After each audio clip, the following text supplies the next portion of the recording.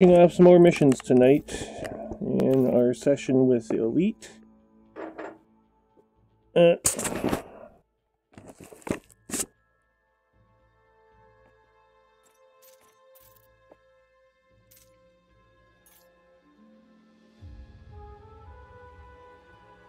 reading about dictatorships this evening, watching a documentary on North Korea. They can be very, very strange.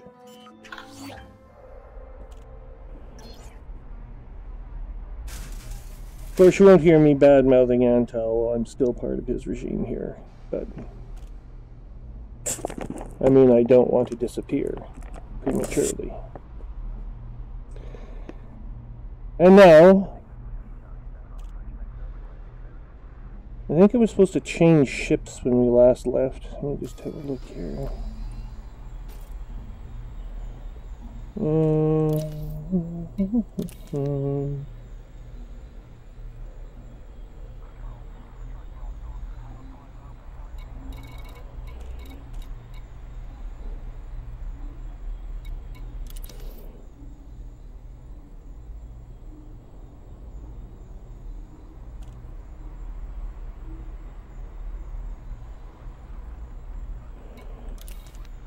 Yeah, I don't think so.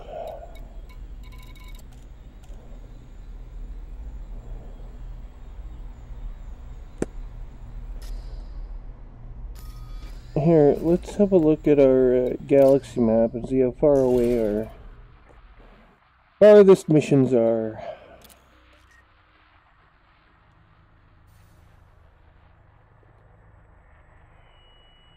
Wolf 562. We're headed back to Polevnik, actually.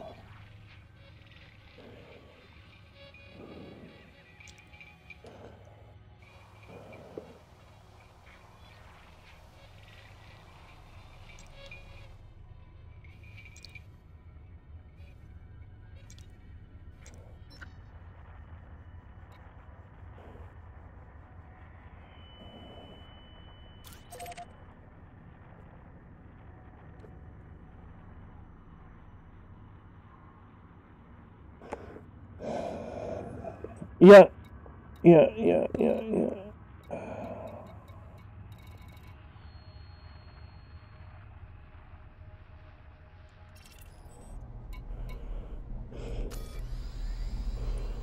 Well, actually, let's get some more dissidents, shall we?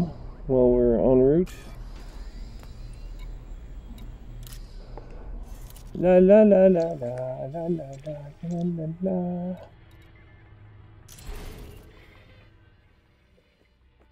Let's see here.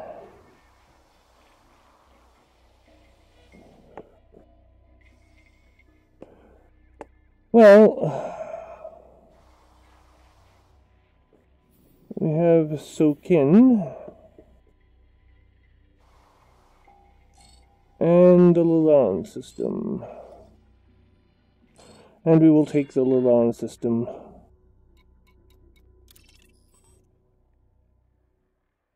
Only 30.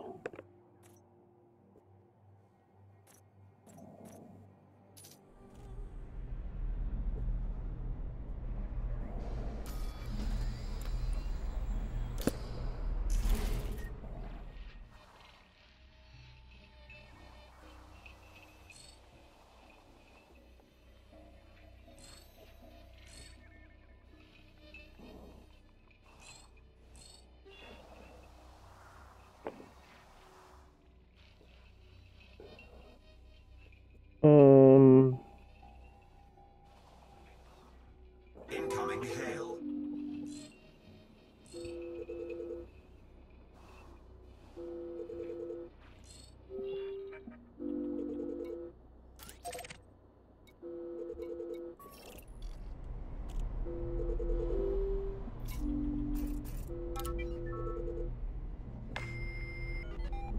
How's it going? Pretty good, yourself? Oh, last night I decided to buy me a Type 10. Well, I submitted a giant proposal today that took me most of the afternoon to write, so we'll have to see tomorrow if it's going to be worth anything. Oh, I hate looking for work, and this is taking too long. Work isn't in the game, or is in Real life. I'm looking for a job. I haven't been in that position in a long time, so I can't really give you any useful advice. Well, it sucks because, I mean, half the recruiters are liars, and those that aren't, there's even a few hiring managers within companies that are liars. They misdirect and misrepresent, and they all have reasons for doing it, I'm sure, but it's very, very disorienting. And then the expectation is that you as the applicant are constantly after these recruiters looking for work, right? So you have to call them all the time. They're not going to call you. There's lots of people looking for work. They have no incentive really to find the best candidate for the position, really. Like, they get paid the same regardless if they find a mediocre candidate or one who's good. And if you're in one of the rare trades where they're good applicants are far and few between, then it's a little different story. Well, software development has, I mean, there's definitely bad people, but the resume doesn't tell everything. There's a lot of opinions and there's a lot of circumstances go into where you get a bad review from someone, and I'd almost take like a bad review from a developer if I've been in a hiring position before. You know, where at least I know the devil I'm getting as opposed to whatever. The devil I don't know, the one who looks too good to be true, who checks off all the boxes and doesn't have anything wrong in their history. That means that they've done a better job of covering it up, basically. But I don't think I'm really coming off as being, you know, someone who's not been around the block. I have 20 years of experience, so everyone expects that I know what I'm talking about, but I'm not sure if my rate is too high or what exactly is wrong. I've been on several interviews. One of them even liked me, he claimed, and then turned around and told the recruiter the exact opposite.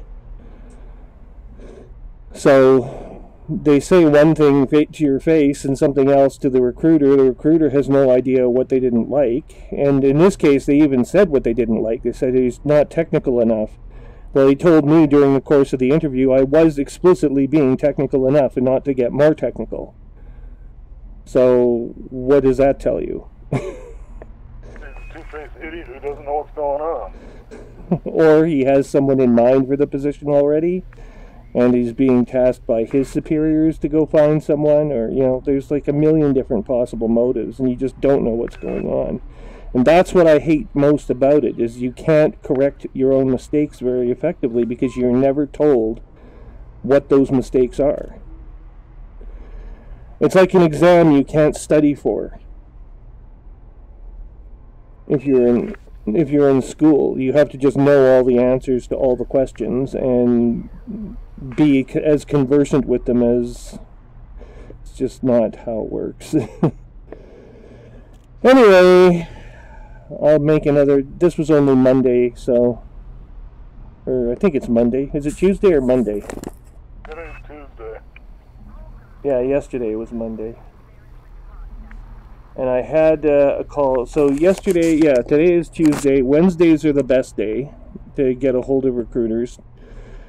Tomorrow I know I will be in touch with people tomorrow.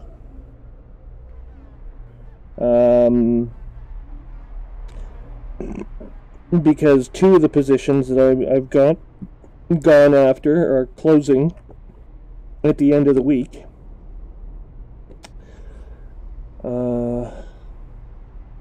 We'll see. I should find something in the next week or so. I'm sure I will.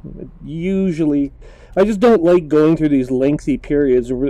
It's worst right after Christmas. If you lose your job in October, kiss your fucking future goodbye until the new year. Because no one's going to be talking to you in November and December, first of all, Christmas season. when they get back from Christmas vacation in January, the last thing on anyone's mind is hiring. That's tax season. What's that? That's tax season. In the United States, it's tax season. No, it's a tax season here too. You have to file your taxes by April. If you're in... Okay, so the Canada and the U.S. are similar then. Yeah, they are. Yeah. Well, you have, if you're a business, you have till June 30th, but you have till April 30th if you're an individual. And I can't even file my taxes yet because I don't know how much money I've earned. How's that work? Because I'm a contract employee and I don't necessarily have records I don't have T4 slips that everyone gets from their employers. If you work for an employer, you get a slip of paper that tells you how much money you made. But I don't get that. I don't get that from anyone. So I have to come up with an estimate that seems reasonable based on filings with, and this is why I don't file as an individual, because I'm filing as a business, as a commercial entity. And then I have, so it's backwards, in other words, for me. I have to file as a business after I have to file as an individual, and it ends up being a big mess and very complicated. And I don't have money to hire an accountant, so I have to do it myself, which means I have to take time away from looking for work, etc., etc., etc. Anyway. Sometimes it's easier just to work for somebody else. Well, that's what I've been trying to do, and it takes longer to find a full-time dedicated permanent job than it does, a contract. Once you're in the contract bin, and my name's been in the bin for quite a while, for the entirety of last year, as a matter of fact, it gets harder and harder to... I'm paid very well. When I'm working, I make nearly double what someone else at my skill level makes. And I'm probably being paid as much as 4 times what the average government salary at my level would be. So, since I work in the government, that also makes it harder, because whenever I show up, they know, oh, you're making 4 times what I am. And they bitch to their union and they get all pissed off about it, and they don't like you and are looking for reasons to make your life difficult or just get you fired completely if they can. It's like a game to them. So usually contracts with me don't go much more than 3 to 6 months unless I'm the boss. If I'm the boss, then I'm given government resources and they can't do that.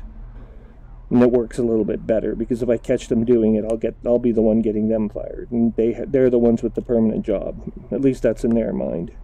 I don't really work that way, but I try not to fire people. I try to keep them around as long as I can if they're there. I've taken staff that were very, very junior developers who didn't know a lot about how to write software, and I've turned them into productive entities. And that took far less time than going through resumes and interviewing new people and whatnot. So I prefer to keep it in the family kind of thing.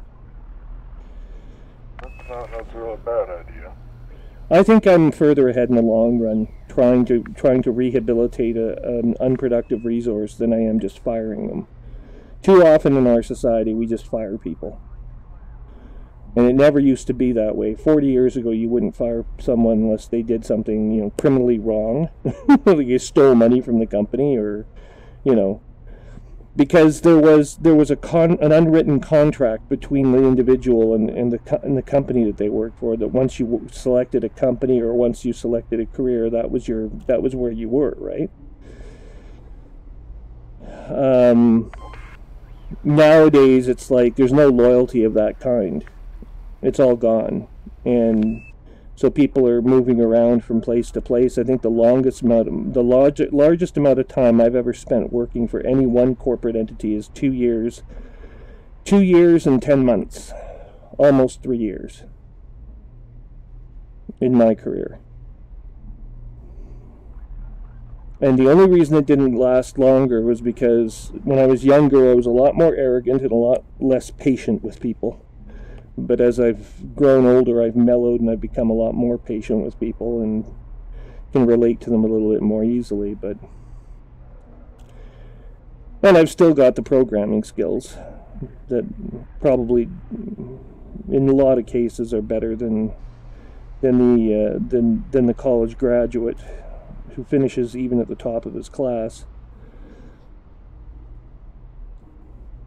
just by virtue of being familiar with the scenarios and architecture that modern technology, which you aren't acquainted with when you graduate from university. At least in Canada, they tend not to be the most up-to-date institutions, right? So you graduate from a university, you're already 5 years behind. But you do have great book knowledge. You can answer all the tough questions. What I really hate is getting interviewed by someone who's really young and a recent graduate, is within the last 5 years, promoted to team lead, who's interviewing for his team and thinks that all that he has to know about team leadership came out of a textbook. No, that isn't how you lead people, number one. And number two, just because you can rattle off, terms from UML or software develop or intro comp sci or software development terminology does not make you a great leader. But in their own mind, that's what they know. So that's what they tend to look for. And if you don't know, like I said, it's like an exam you can't study for unless you can answer all the questions that would be on a third-year comp sci exam by rote without studying for it. Most of us can't. Those jobs you don't get. In fact, one company actually started looking specifically at consultants because I had been interviewed by them previously, and I warned the HR manager at the time. I said, have you noticed something about everyone here? They're all really young. Is this the oldest person you've got here? I think he was in his mid-20s. And they're like, oh yeah, we have a bit of a younger crowd here. Really? That's interesting.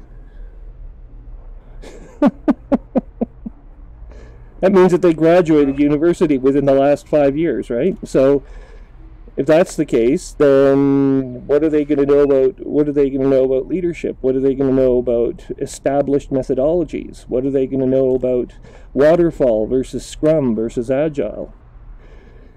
From a practical standpoint, have they used... Here's something for you to think about. In my line of work, I'm the youngin' in the bunch. Most of them are 50 plus years old. Wow. There you go. That's what you usually get when you get in the machining industry. The younger generations want nothing to do with it. Yep. Now there's an abundance of people who want in the younger generation who want to learn about technology. I did because I was genuinely interested, but now they've heard that there's lots of money to be made. Everyone wants to do it. But unfortunately, once again, you've got companies that are hiring way too young. Well, the reason that this company, which makes car software for some of the big providers in the U.S., the big car companies in the U.S., the reason that they are in 20-somethings is, and they're now looking for more seasoned veterans of software development, is because they don't have seasoned veterans themselves, and they've run into problems. They've run into methodology problems with process. How do you manage the full life cycle of development? Well, you don't get exposed to those kinds of things at university. They won't teach them to you there. They're not going to pick some people from your class and allow you to manage, a team of 5 people and do reverse and forward integrations with Microsoft Server 2015. They just don't do that. But that's what is happening in the real job market today. I'm not even sure they do that. They might do that at MIT in the U.S., but they don't do it anywhere else. It's very, very few places where you'll get that kind of an education in North America. Anyway. The United States, our education system is just so fucking horrible, it's not even funny. Well, that's true. I think before college, you're probably right. At college, you tend to be more up to date than you think. You're more up to date than we are. But we have a pretty good before college education system. except in the rural areas. Well, I know at the college level, there's so many requirements for generals that your technical courses aren't even important until you're about your junior, senior year. First 2 years are nothing but general courses that don't do you dick. Well, if it was anything like my intro comp sci, I took some intro comp sci electives as part of my pre-law program, and I had Dean waive the prerequisites for a few of them. And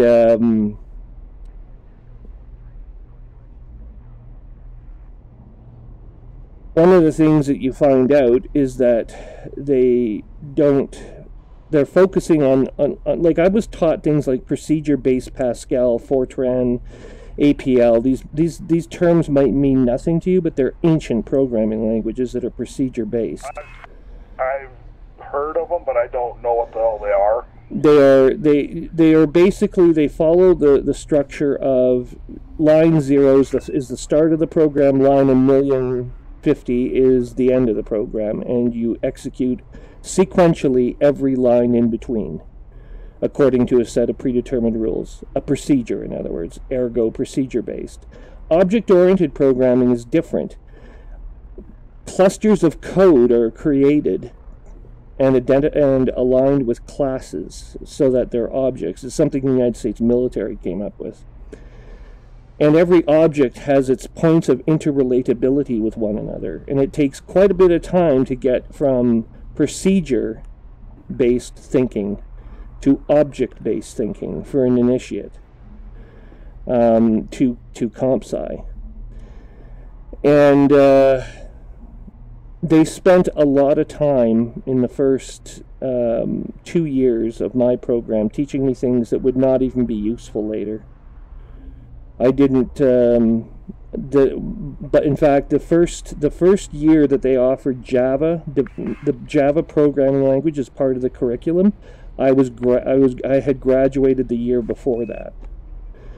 So what ended up happening was I had to teach myself Java, because that was the way code was being written now.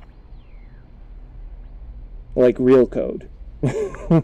No one was using Pascal anymore, at least not procedure-based Pascal. There's an object Pascal that's taken over, but it's different. So, well, long and the short of that is that the first 2 years of your comp sci program are basically, if I had taken computer science and got my degree, the first 2 years of it would have been utterly worthless and not used at all, period. The only other parts of it that might have been useful were arithmetic. There were some arithmetic prerequisites I had waived in mathematics. Again, you don't do a lot of arithmetic in your computer code. I know it sounds a little odd to say that, but you don't. Not at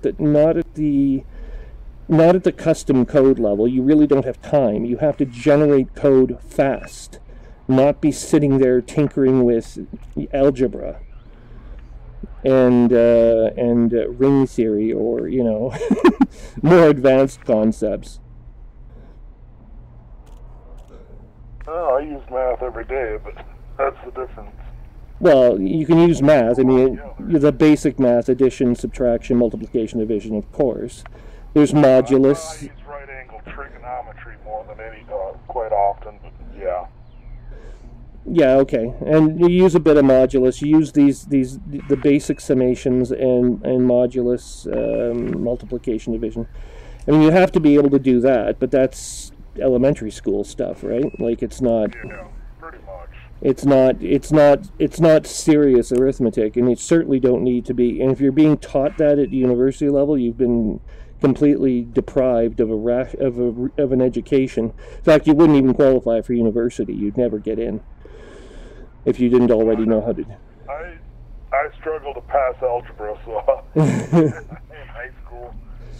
And look, now you're using it every day. But anyway, my point is that a lot of this code, the code curriculum that they give you is not used by, it's not used commercially. So unless you're doing, embedded software development, which is a very, very narrow field, it requires that you know C++. I don't know C++. It's one of the few languages left that I don't know.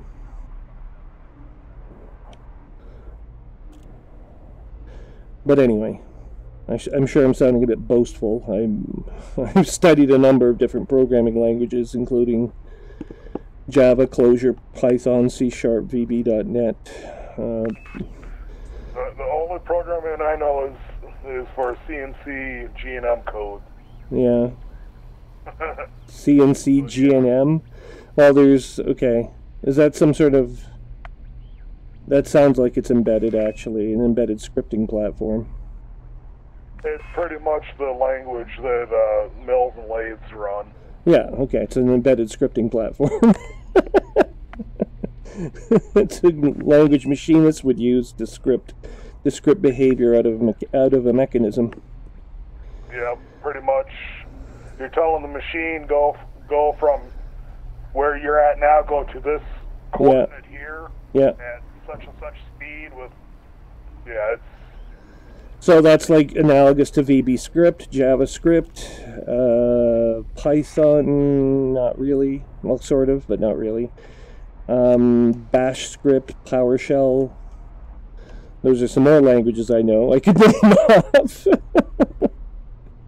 So, I mean, I counted them one day. I think I counted 26 different programming languages that I actually could be productive with on command. If someone said, write this in language X, I could actually write the code for it. Anyway. You don't get that out of university, but again, no one's asking someone to, how many programming languages do you know out of university typically? Yeah. On my line of work, they do kind of ask that. They basically ask you to write a program for the machine to do something in particular, or to pick it apart and tell them what it's doing. But then again, that's a completely different line of work than yours too.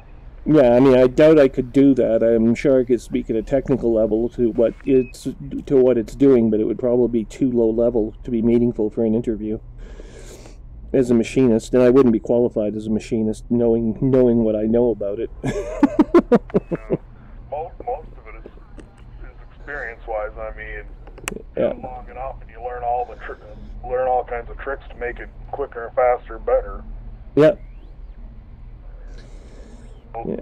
Especially if you do a lot of manual machining, then it becomes a whole different story. Yeah. I wonder why machines don't standardize on otherwise existing scripting languages. One would think that JavaScript might be ideal for these mechanisms to be programmed in, because then you use a simple interpreter, you burn it onto a chip, put it on the board. I mean, you have some sort of syntax. Well, you'd still have to know the syntax of the machine itself, the lathe in this case. Anyway.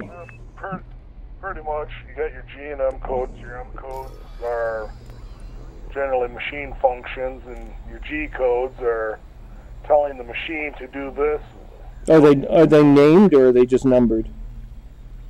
Well, okay, like if you got say a G83 is a simple peck drilling cycle. Then you got a bunch of letters in there with number combinations or numbers after them that tell it different things, how to do do that function. You're describing a parameter list Pretty much. To a programmer. Yeah, you get a method call and then a set of parameters. Usually that line will read G83. Yeah. Your X coordinate, your Y coordinate that tells the machine where on the part it's to put this hole or to run the cycle. And then Z coordinate tells it how deep to go. Sure, yeah. R for the rapid plane for where it starts at and where it returns each time it goes up and down. Q tells it how far to actually drill each time it goes down in before it comes up to break the chip. Dwell is D is a dwell. It tells it how long to stay at the bottom before it retracts out of the hole. That's one of the most basic ones. Sounds fairly complete. Yeah. You got like a G01 basically tells the machine G01, X, Y coordinates or Z coordinates, whatever. Yeah. And then an F for a feed rate to go 5 inches a minute. So, I mean, G01 is one of the most basic. G00 is rapid, as fast as the machine will go from this point to this point. I mean, that's... Your programming and coding is a lot more complex than what I deal with, so...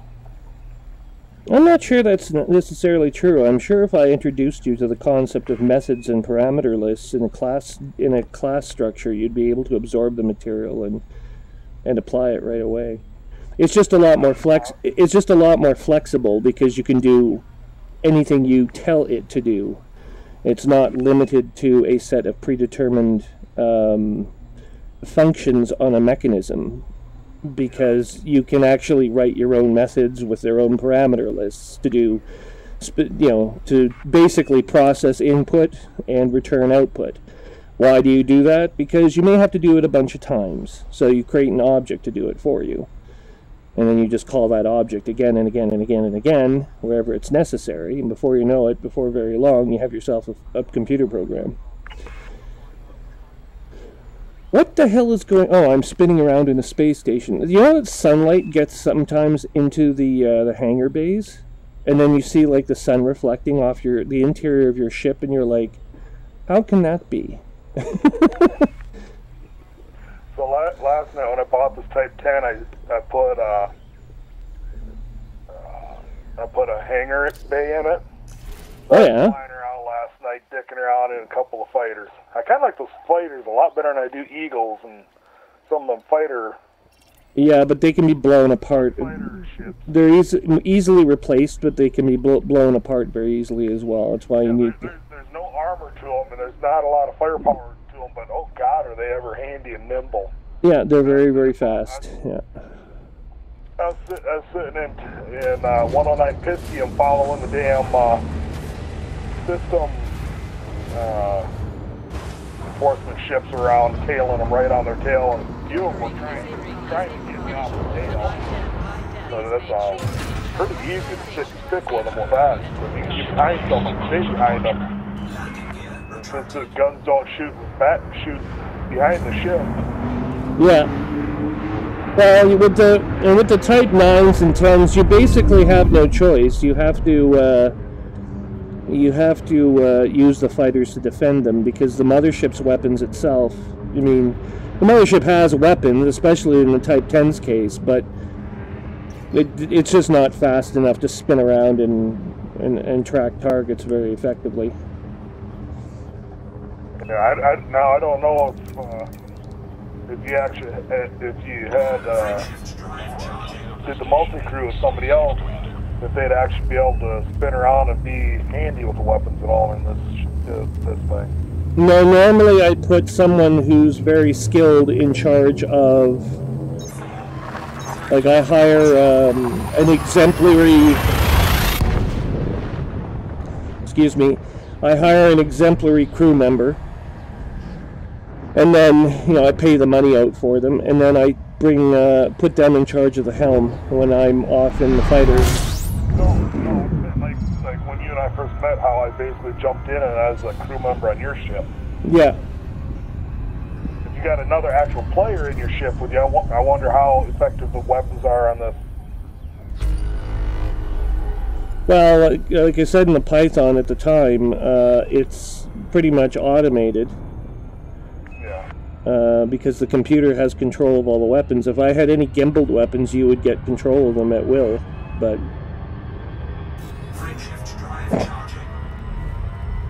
Also, for a while, I was running enforcer cannons. Those are fixed points, so you would have had control of that as well, if you'd come on board while I had them attached.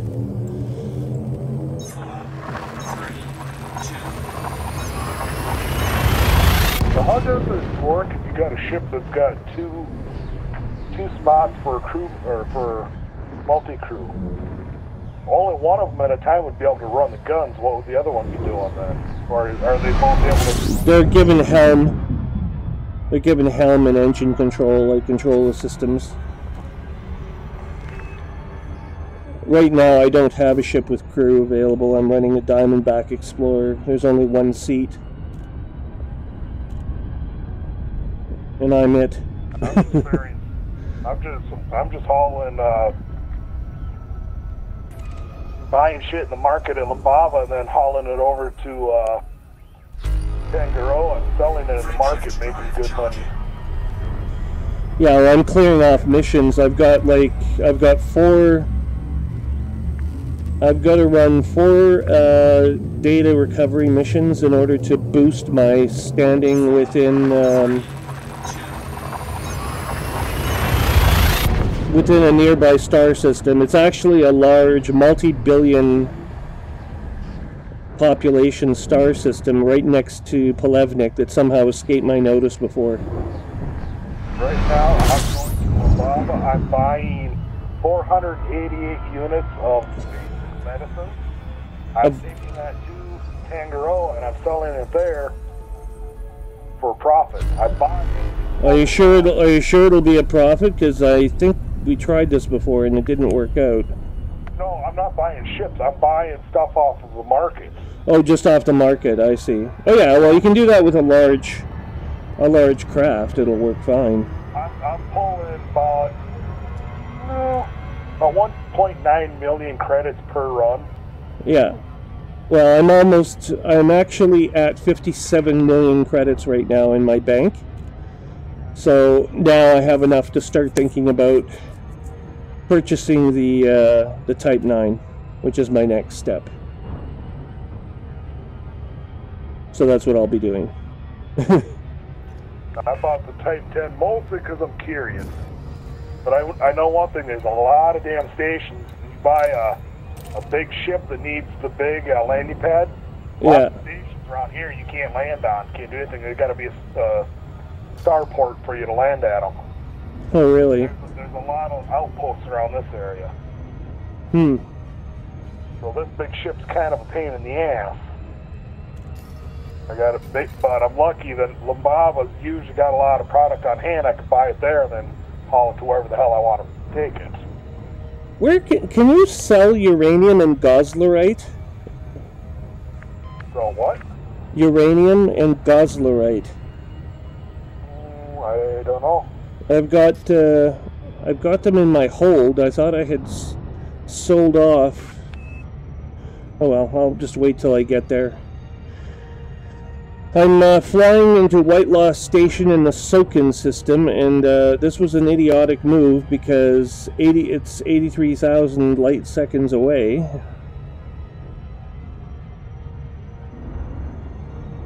But I don't think I'll be out here too long, maybe 5 minutes.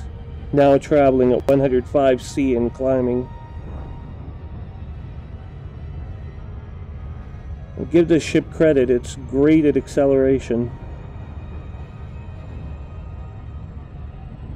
Oh, I was watching a documentary on North Korea tonight while I ate dinner.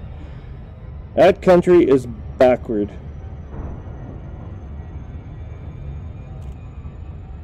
They worship their president. You know what they call him? They call him the eternal president. Yeah. He's like a god, yeah. Like he's like a. It is weird. It's a little odd, yeah. It's funny that you've got two countries like the United States and North Korea diametrically opposed. You guys won't even tolerate a leader longer than 8 years, sitting at the executive level, whereas they elect a leader. Well, they don't elect a leader. They have a leader that lasts longer than his own lifespan. Your leader, Kim Jong-un, whatever the fuck his name is. Kim Jong-un. Still revere and worship his father's body. Yeah. He's still sitting in a tomb, and everyone is expected to walk by and bow and cry and. Yeah. And if you don't, well, then you're an insurgent, and watch out, bad things will happen. Yeah. So basically, they have to learn how to shed tears on command. Well, there is a loyal. In that country, I'd be fucking dead. There is a loyal element there, though. There is the upper class that benefits the most from the regime is fiercely loyal to it. There's about 20,000 families, according to the documentary, that are, whose children go to the best schools. They're fiercely loyal to the regime and will never betray it. But they're also the ones that have to worry about King Crap His Pants deciding on a whim to murder somebody's whole family just because they that was the wrong color shoestring. Turns out that was a purge that was executed, and the guy that he purged his uncle, he killed his stepbrother, and he still has one or two surviving relatives out there somewhere that are in hiding. But basically, the purge. Anyone who could be there were people who could be a threat to him and his seat of power. I mean, Europeans used to do the exact same thing back in the day. You would have two brothers born pretty close to one another, if they weren't twins, and they were close enough that although one was definitely by divine right going to ascend the throne, the other one wasn't far behind and well aware at some point that he could just bump his brother off and likely no one would question it because he'd end up being in charge. So you could have families that would turn in on one another like this, and one would, of course, inevitably someone would eventually murder the other in some cases, some of the time. So it's not entirely unfamiliar territory. It just hasn't happened in our culture in hundreds of years. Doing that hundreds of years ago. Yeah, but not everyone adopts the same traditions at the same time. Korea. That's not something that got brought over from Europe into North America. Let's see, was it being practiced here? Well, the Aztecs had a certain penchant for it. I think I'm saying the Europeans, when they moved here, they didn't bring it with them. Some of the native cultures had it. Some of them, yeah. Not the. All of them. The Aztecs were kind of. There was the Aztecs, the Incas, and there's a bunch of the ones in South America and in the Mexican Riviera that had. They were very fertile lands, paradise by all accounts. Yeah. And for some reason, they like to bump people off every so often. Usually, it was the ruling class of a neighboring city-state that would have to pay the price after a war was fought or something. But yeah, they'd kill off the nobility so that the city-state became theirs. come back after them. Yeah, can't have that. Usually, one family killing another family instead of family killing itself. Yeah. But anyway, yeah, no, it was. It's pretty screwed up. I don't know. Like, he started his regime off by trying to reform the army, modernize it, which meant it cost a great deal of money, and of course, a famine was. Well, they don't say it resulted from it, but a famine occurred coincidentally around that same time, regardless of whether or not it was triggered by. Now, this is referring to Kim Jong-il, the one that's in No, now? Jong-un is the one that's in power now, and it was when he after Il died and Un took over. That's when there was a few years of continuous famine, and the result of, well, not the result of. I'm trying to avoid putting it in those terms. It was basically decided that the army would take priority, and he instituted policies that were aimed, it seemed, at trying to conquer South Korea by force. South Korea responded by beefing up its own military spending. Of course, it was better equipped to, and of course, this is when we had the nuclear program start to experience its own revitalization and further investment by the incoming Kim Jong-un, and then where the oh-so-familiar missile launches began,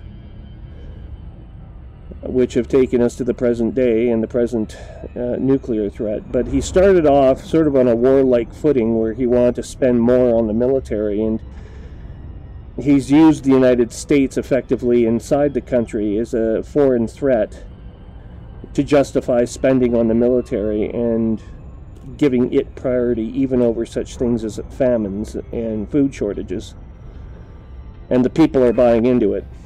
So, because they don't, there's no media, there's no free press to counter the. They don't know any better. They're not allowed to know. No, there's no contrary voice allowed in the regime. So.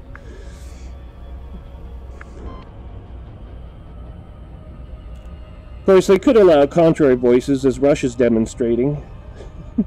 You have lots of contrary voices. Russia, when it comes down to it, is a lot like we are, where they got two parties going on, and well, no, they don't. They don't. A lot stronger than the other. They have Putin, who's in charge of, there's the government, and then there's the opposition. And now, what's changed about Russia now is that they allow an opposition. That's nice, but the opposition still is completely hamstrung. They still haven't really got a truly free press, because anytime a free press opens, there's an excuse presented to shut it down eventually. RT is actually running everything in running news inside the country, like a kind of Russian CNN, except that it only presents the view that's friendly to Vladimir Putin's agenda. Yep. And the opposition, although it's allowed to run in the elections, has no chance whatsoever of winning, because there's enough corruption and irregularities that are going to be introduced into that election, where there's no chance of a second party taking over. Although Putin has charged, the United States is such a democracy as well, and with only two parties so entrenched into the political establishment that a third party has virtually no chance in the United States. He does have kind of a point, but I don't see that as being necessarily an argument in favor of Flight assist off. Russia's version of democracy at the moment. No. What the U.S. becomes is really not for Russia to decide any more than the Americans will inevitably just make any decisions about what Russia will become. Yeah, at the end of the day, it's all about people having their little bit of money and power, trying to control everything else. Yeah, I just wonder why there has been. I still don't completely understand why Trump has got such a loyal following, with so many things going wrong at exactly the same. Like, there hasn't been this much going wrong with the U.S. president since the days of Nixon. There really hasn't. The biggest thing is probably just the average Joe Blow citizen Doesn't feel empowered. The way that it has been run, that it's something new and it's something different. Yeah. Do something new and different and see if it's any worse than what we know. But it will be. Just watch. It will. I don't doubt it, but I mean, he might accomplish a few good things. But Well, no doubt he will. I'm not saying he's universally bad. I'm just saying. I just hit. I just hit the grill. Hang on. Obama never really accomplished a damn useful thing while he was the president here. He instituted global Medicare for the first time in the United States history. And the problem is it's getting torn apart and picked apart. Yeah, so it couldn't endure, but I mean, he's only one man. Even the president of the United States, in the end, is only one person. Yeah. Can't do everything. You can't leave it up to the president to solve all the problems. I mean, at some point, the people have to solve it themselves, and they're going to have to take responsibility for it. But I don't think the American people feel that way. I think they feel the corruption. We all complain about the government. Well, when it comes down to it, it's not so much the corruption in government's one thing, but it's the corporate corruption that's even worse. And that's the one thing people don't want or don't know how to tackle. Yeah, there's still a bit of fear. Even here in Canada, there's a new poll released today that says that the government is overspending too much on social programs. I'm going, well, yeah, but we're the second wealthiest country in the world. Like, if we can't spend on social programs, who can? Well, the United States would be probably better off if we'd stop giving so much money away to basically other countries. Oh, shit, I'm going to get interdicted. You didn't give them enough money. Shields, so it's not like I can fight them off. Yeah, but that money that he thinks he's gonna get. the money the United States gives away, it's doing so to placate people who would otherwise see it as an evil empire that's trying to take control of their lives, and it buys a certain amount of goodwill from the rest. The cargo, I'm pretty sure I can just dump 20 tons. You could, but don't. You should fight for it. Don't give in to thievery. Actually, here's what we'll do.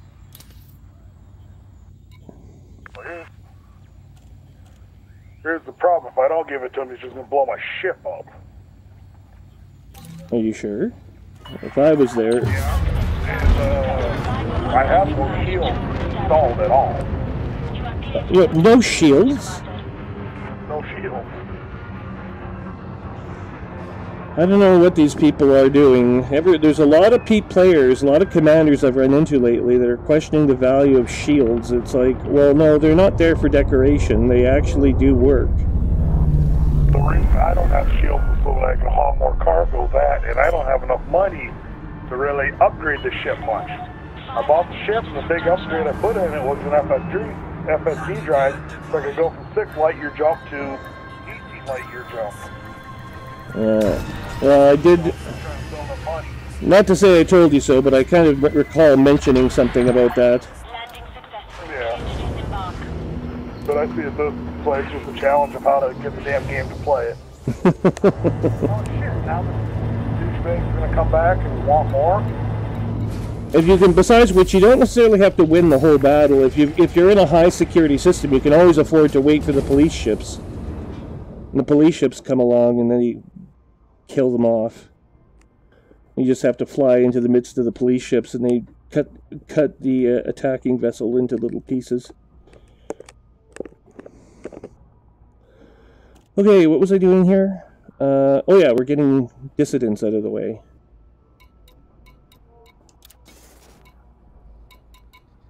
Redeeming intel packages. Yeah, see, I have 57 million credits.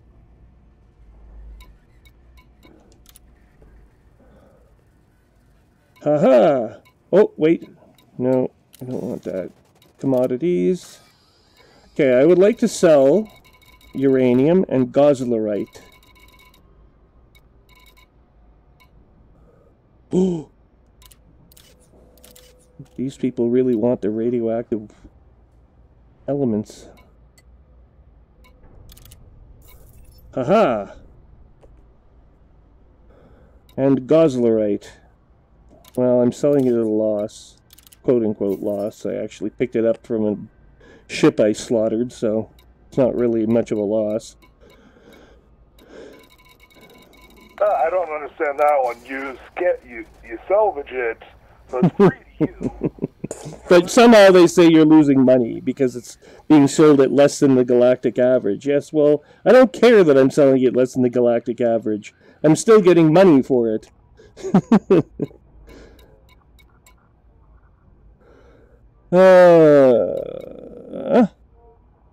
I would like to send out my thugs and collect some dissidents. See, now here's North Korea's problem. They don't have any re-education centers. Because they just kill them.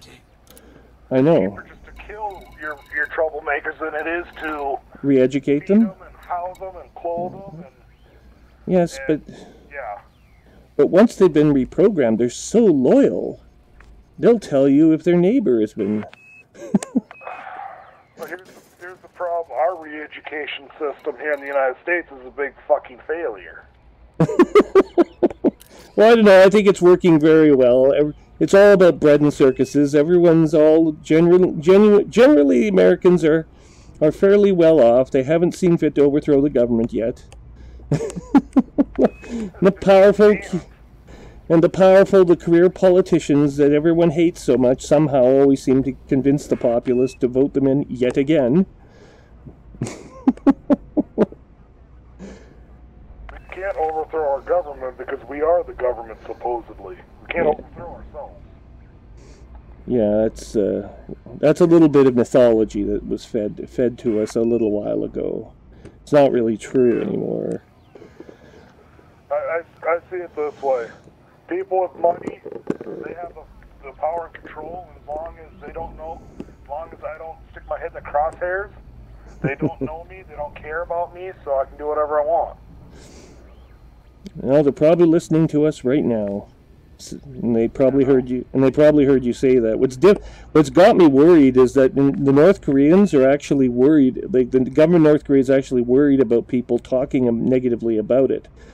What worries me is that the United States doesn't seem to give a shit anymore. None of the world's most powerful democracies do. So that means that having ideas and just telling other people about those ideas, those dangerous ideas, isn't the most dangerous thing anymore. There's something else. No. There's something else that's even more dangerous. No, it's the people that come unhinged and do things that shock and awe society. I guess, kind of but like here in the United States, the school shootings. I mean, it really fucks up society in general. Yeah, well,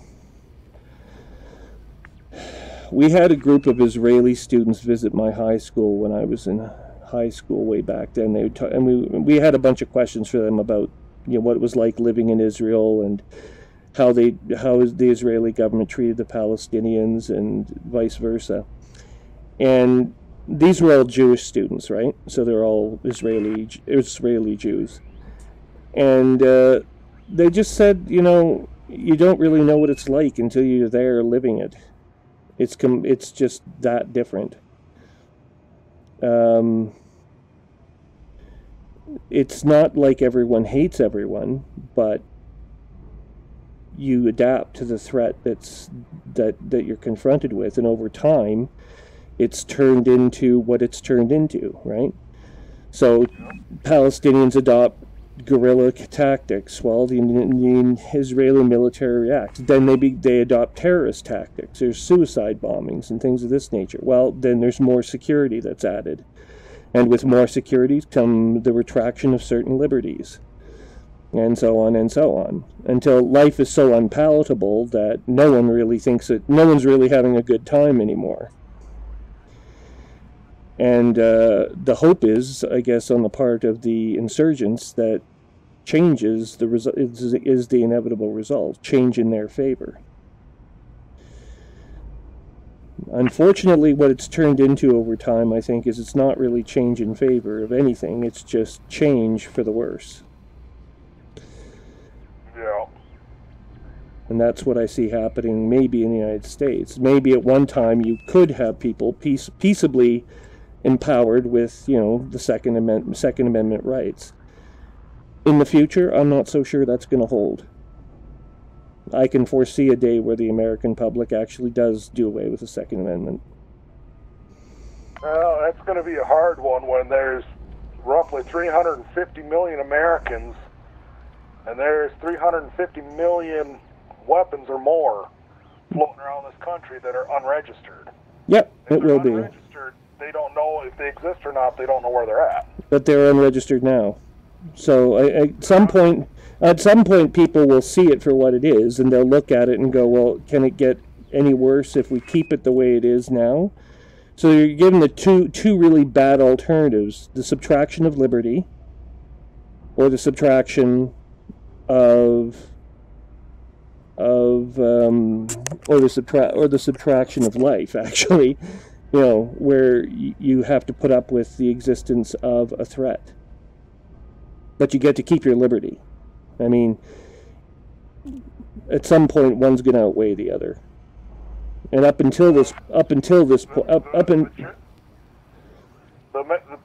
general American mentality is that you're not gonna take what's mine away from me. I didn't say that was happening today. I said I could foresee a day. I could foresee a day when the Second Amendment disappears.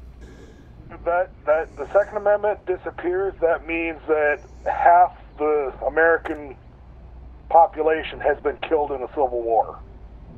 Because before guns are taken away, there will be a war. I'm not sure. Diehards that will fight. Yeah, but there won't be half the population. It'll be a good portion of the population. Maybe. I think confronted with life or death, people will take stock of what really matters, and they'll choose to go along with what the rest of their brethren want. I don't think the United States is ready for another civil war, and they'll weigh that. If there's enough people willing to stand up, other people will stand at their side too, though.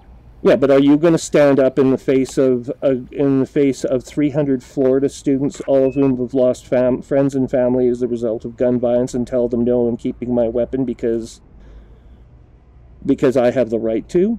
Does that really outweigh their grief?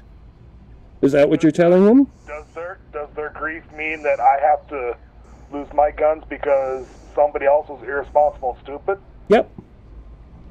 That's the problem with society, and that's where the conflict will come from. But you would do that. You would actually say no. First, I don't hear that in your voice. I hear you saying it, but I don't hear it in your voice. Well, here's the one thing. I don't own firearms. That's true. I'm not real worried about it. That's true. I did say that too, yeah. They try and take away my bows and arrows, it might be a different story, but then again, bows and arrows... They aren't the problem. No, they aren't the problem. I mean, you can get them in Canada about as readily as you can in the United States, so they're not the problem. Well, archery is actually probably one of the, around this area in the United States, it's actually the fastest growing shooting sport there is. Yeah. So, I mean, at some point in time, archery will probably overtake guns. People go out and shoot guns for the fun of it. Well, people can go out and shoot bows. Maybe, yeah, it's possible. I just don't see the average American, especially when it's high school students and they look so innocent and so lovable, You just don't want to... You put an innocent enough face on someone asking nicely, and you look like a dick if you say no to them.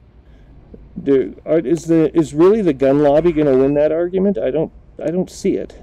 I have trouble seeing it. What I see happening is going to be more along the lines of, realistically, do we need assault weapons? No. No, that is, and don't forget why the Second Amendment's there. It was there as a guarantor for the people to, keep their government to account. But you have that. The one thing that most people don't really think about, they want to try and claim that you're impeding on my right to defend myself, blah blah blah. We have the biggest fucking military. It's true. Our military is not gonna take up arms and start fighting. No. There's no way that'll ever happen. We saw in China what happens when you take the military and try to suppress your own population. If in Tiananmen Square in communist China, you couldn't get the army to shoot at its own people until you brought troops in from Mongolia, from outside, in other words. The army itself wouldn't do it. They just wouldn't follow the orders. Yeah. Someone must have told the Central Committee that, look, you try ordering these soldiers to turn the weapons on the crowds in Tiananmen Square. It just isn't going to fly. You'll have officers that will break ranks. They'll side with the protesters, and then you're going to have a revolution on your hands. So instead of doing it that way, they chose another route. So, given that we're dealing with a very different situation in the United States, and given that there's media and technology and global coverage 24/7, etc., etc., I don't think that there's much likelihood of the government turning on its own populace. I don't see it.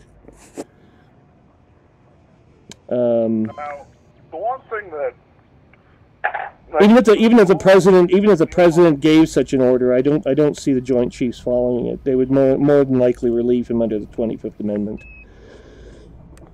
Yeah.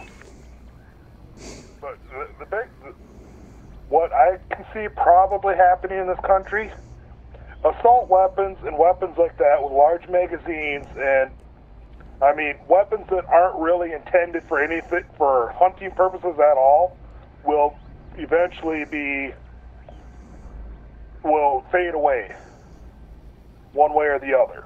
I mean, hunting is still a big thing in this country. Yeah. You're not going to get rid of your weapons that are used for hunting. No, and I don't think shotgun holding 3 shotgun shells, that's not really a danger to society. No, in Canada, such weapons are also allowed here. So the only problem is recently the government wanted to register them, and it had trouble setting up a registry because of mostly political circumstances and technological incompetence. No one wanted to touch that project. If you were in technology in Ottawa at that time, and I was, no one wanted to touch that project with a 10-foot pole. Everyone was running from it because it was a project that everyone knew was going to fail. So it went nowhere. But I see in this country getting to the point that guns and firearms will continue to exist, but only for the hunting purpose. I mean, you look at England, Great Britain. Yeah. They still do hunting over there, but otherwise they don't allow firearms. Yeah, they moved it into zones. Yeah, where you have to be in a specific area. Australia, they had their big deal where they got rid of all those firearms. There's still a lot of firearms that are solely for hunting purposes there. Yeah.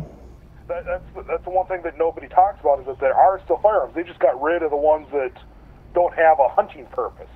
Yeah, well, I mean, if you've got machine guns with ridiculous amount, and they're only good for one thing. It's like killing people, killing something, right? Like you're not hunting with it. It's not a sport anymore. You've turned it into life or death.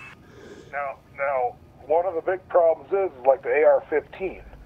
Yeah. And I know this from experience. My buddy, he uses an AR-15 to go hunting. he got his 3 deer last year with an AR-15. Okay, let's.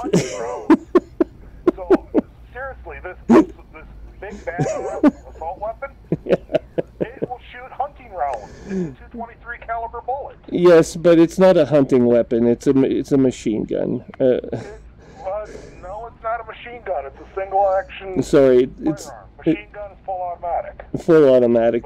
But it's semi-automatic, isn't it? In that you just pull the trigger and it's. Well, you have to pull the trigger once for one bullet. You cannot pull and hold the trigger and it'll fire over and over. Oh, I see. Okay.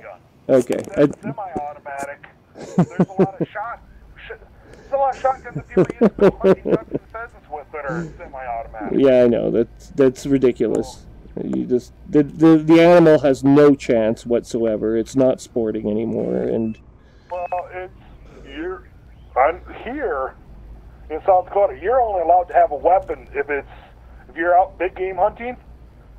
You can, or like for deer, you can only have 5 rounds in the weapon max. Yeah. If a game fishing parks, or if whatever the hell they're called, the game warden were to stop you or stop and inspect you, and your gun holds more than it's supposed to, you lose a gun, you get a nasty fine out of it. It's not jail time. What about scopes? Do the scopes do they put limits on what type of scope you can use? Because you can now get scopes where you can, with a single shot, you can take opposition out from, or take a target out from, like, you know, hundreds of meters, if not kilometers away. Okay, if you've got a scope and a gun set up to shoot 1,000 meters, yeah, you could use that hunting, but the problem is you're marching. To get from your vehicle to wherever you're actually sitting at and waiting for that animal, that gun is going to take a lot of use and abuse. And that scope, that $3,000 scope, yeah, it's a bad idea to have on that gun because you bump it, it throws everything off, you're fucked. So Guns like that are for sharpshooting. They're not for hunting. okay. You get your $200 Leopold, $200 to $300 Leopold scope, and yeah, it'll reach out there 800 yards, which you can realistically hunt at that range. You just got to be damn good to do it. Yeah. So, I mean, the long-range scopes for precision shooting, where those people are putting 3 rounds into something within a 1-inch diameter, that you don't do that hunting. No. You're lucky because you're out in rain, snow. You're out in the weather because the best time hunting is usually shitty weather. And you don't have prime conditions. You always got some stupid crosswind. You got tree branches and leaves, and but they still have. Between you and the target. There are still scopes where the military use them, right? And they're battlefield ready. Those kind of scopes are not really intended. It depends. If you're talking about a battle scope, that's a scope that might reach out to 100 yards. Really? So a sniper's going to use a scope that's limited to 100 yards? No, like an AR-15. You can buy battle scopes for them. Yeah, but I'm talking about a long range scope where you're a sniper and you're taking out a high value target, an officer or perhaps a political figure. If you're a sniper, if you're a sniper, period. Yeah. You're going to have a damn good gun, a very good scope, very good optics, very good electronics. You and your buddy are going to go out there. The two of you are going to go out there by yourself. You're going to basically, I mean, a quarter of a sniper's job is to actually pull the trigger. The other 3/4 is to get between here and there so you can take the shot, then get back alive. Yeah. I mean, that's where all the skill of a sniper truly comes in.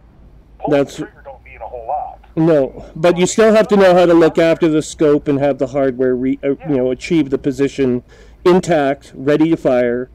And so the question I had was, they learn how to carry that weapon through the shit, and they've got. I see. Okay. So they got a way to cover that weapon up. They got a way to cover it up and look after it so it doesn't get knocked around and whatever, thrown out of whack by the time it reaches. They have to.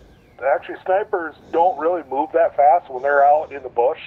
I mean, it might take them to go 200 yards. It might take them 2 days to get that far. Well, especially if they're operating under camouflage, I know that they can be bloody slow as hell. They can also sneak up right next to you and you wouldn't even know they're there.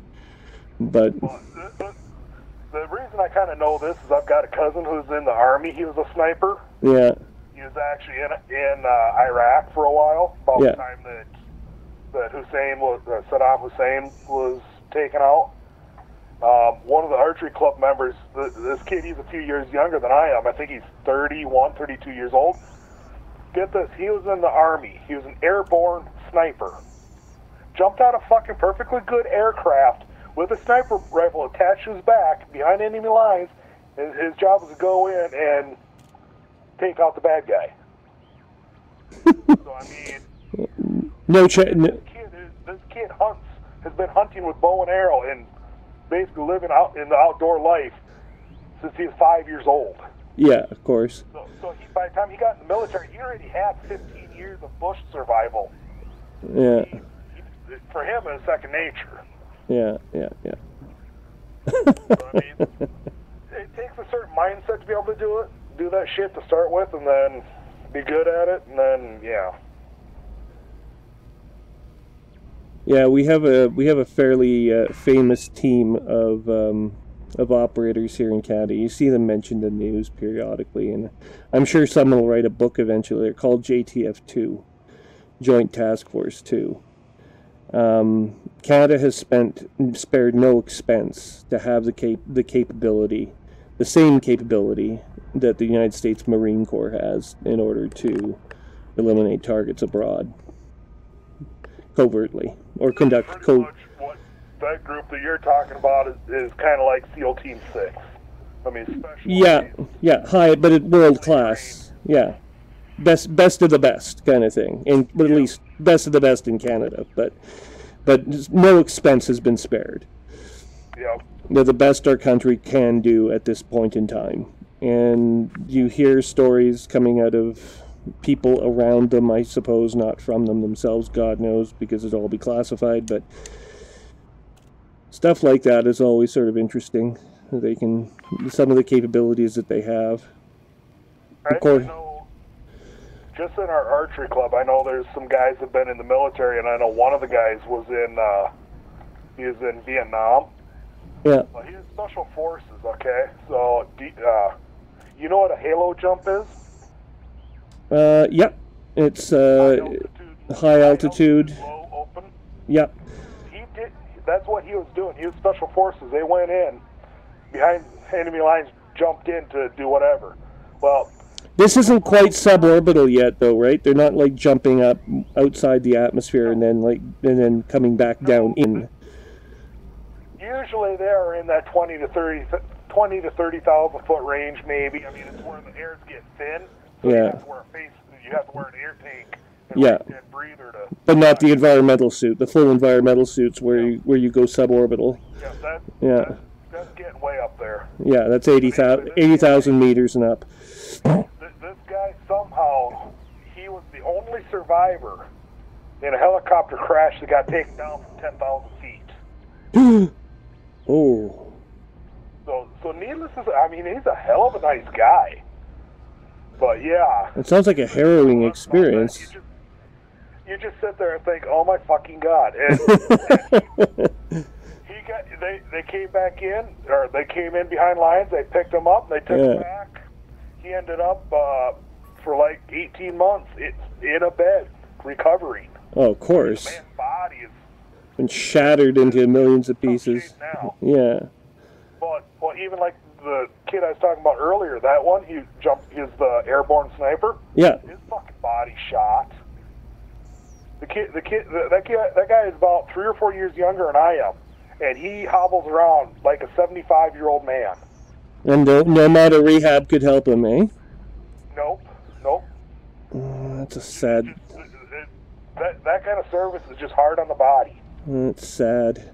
Yeah. I guess that's why I didn't go into it. Actually, I had an option to enter the armed forces under a program that would have graduated me an officer from military college, and I kind of didn't know what I was doing at the time. I thought, no, I don't really want to be a soldier, And now I kind of regret not doing exactly that. It's kind of a lifestyle I would have liked to explore at one point. Now, it would have meant a number of other things in my life would not have happened, but I'm not sure which of the two wouldn't have been better in the end. I never could, even if I wanted to have joined, I never would have been able to, because I had lost a significant amount of my hearing by the time I was 8 years old. I think by the time I was 8, I'd lost almost 40% of my hearing. You wouldn't have qualified for any of the officer training programs? I never would have made it at all. So I think in Canada, well, I don't know. I mean, I would have passed my physical with flying colors, so it wouldn't have mattered, but... I'd have passed everything but the hearing part. Yeah. But technically, I could be... I'm kind of borderline for being legally deaf in this country. So, I mean, but I get by just fine, so I'm not going to try to get benefits and help for being deaf when I can still hear people just fine as long as I put forth a little bit of effort. Well, you'll likely have the option to incorporate technology soon that will let you hear normally anyway. I won't say how I know that, but you get to the point. You figure I'm fine the way I am. I'm 35 years old. I've lived my whole life being half deaf. I mean, You don't need a chip in your head to make you hear like we do. No. I mean, at the end of the day, you know how hearing the sound waves are in different frequencies and shit. Yeah. Most of the frequencies I struggle to hear are actually for the human voice frequencies. So listening to people is tough sometimes. Yeah, my problem is I hear frequencies outside of human voice range and above. So I hear high-pitched whines going on when there's electrical equipment around me, you know, like I can hear that. And I've asked people before, like, can you hear that noise? No. Oh, I've been outdoors. I mean, a friend of mine, we go out to the range, we're sitting there, we're walking along talking, and I'll hear something, I'll just stop and look into the trees. Well, he's learned that when I do that, it's because I probably heard a deer or some kind of animal in there. Oh, okay. I mean, I can hear a deer. You can imagine how lightly they step on a little twig or something, and it snaps. Yeah. You're walking along in the brush and shit. I mean, I hear things like that. Oh. But I struggle to hear people when they're talking. It's all in the frequencies. Yeah. A lot of times, higher pitches tend to cause me more problems. So you'll be more lower shifted. Yep. Longer wavelengths. Like you and I talking, listening to you, it's kind of borderline. If your voice is higher pitched, I'd have more problems hearing and understanding you. Yeah, well, my voice is tenor, so yeah, pretty much. And I've never really liked the way my voice sounded. I don't think anybody does. If I listen to my own voice when it's recorded, I think I sound like a fucking dork. Yeah, I don't like the way I sound. It's I exaggerate it myself. I think it's like I'm talking at a very high pitch, and my voice really isn't that high pitched. But no, the voice, what we can hear of our own voices naturally, we sound higher pitched than we really are. My voice is a lot lower than what it sounds like to me. Yeah, you sound fairly.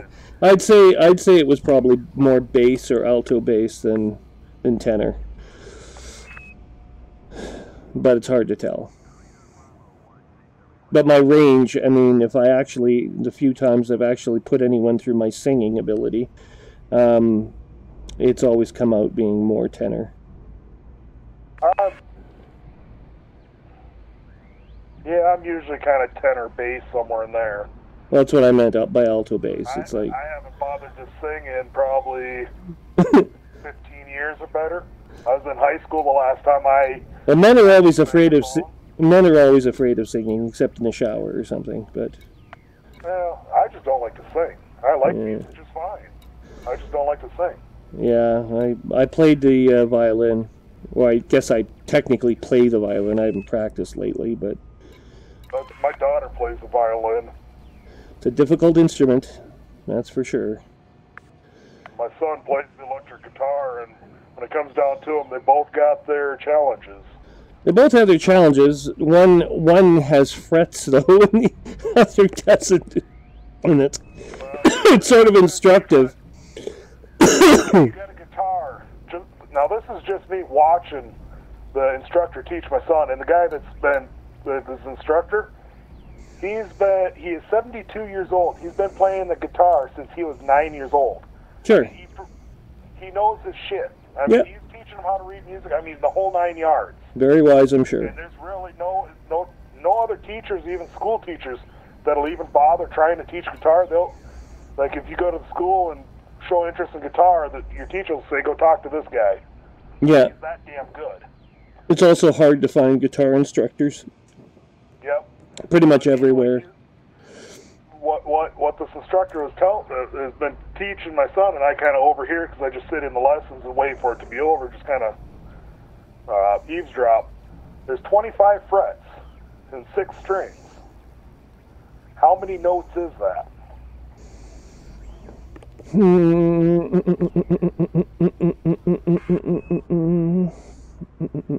400 and no, it's a factorial. Hang on,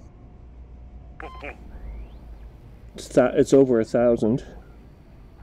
Okay, so each fret is either open or closed. Basically, you're pushing on the string on that fret, or you're not. Yeah. Okay. Well. Yeah, but you can. But the thing is, here's the complex part, though. You can actually place all 4 fingers on, or 6. You can place 5 fingers at 4 different fret positions across all the strings and play a chord that way. And if you can do that, you have to think about the different ways you can do that. At least 4 different ways, depending on how well you can space your fingers across all 25 frets and play a different chord every single bloody time. Then you can go with single notes, doubles, triples. So it's a factorial. And then each note, say like the E note, you could play that on each string. Yeah. Depending on which you're pushing down at. Yeah, what your pitch is. Realistically, any note can be played on any string in any position with a guitar. Theoretically. I mean, it's a very complex instrument that is made to look simple by people who are very good at playing it.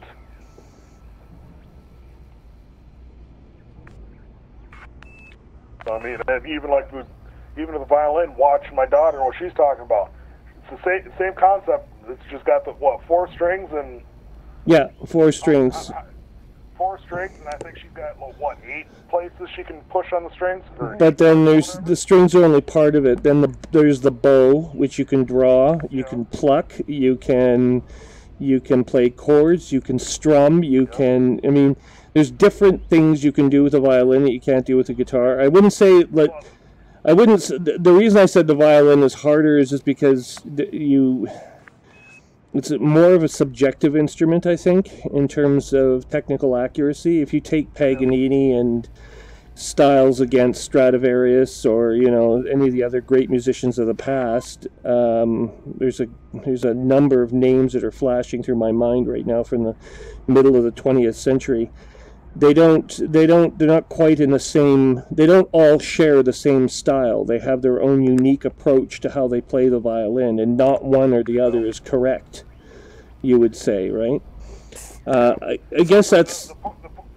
The point is, when it comes to stringed instruments, they're very diverse. Yes, they are very diverse. In their own way, they're unique and complicated at the same time. Yep, definitely. Now, like with instruments like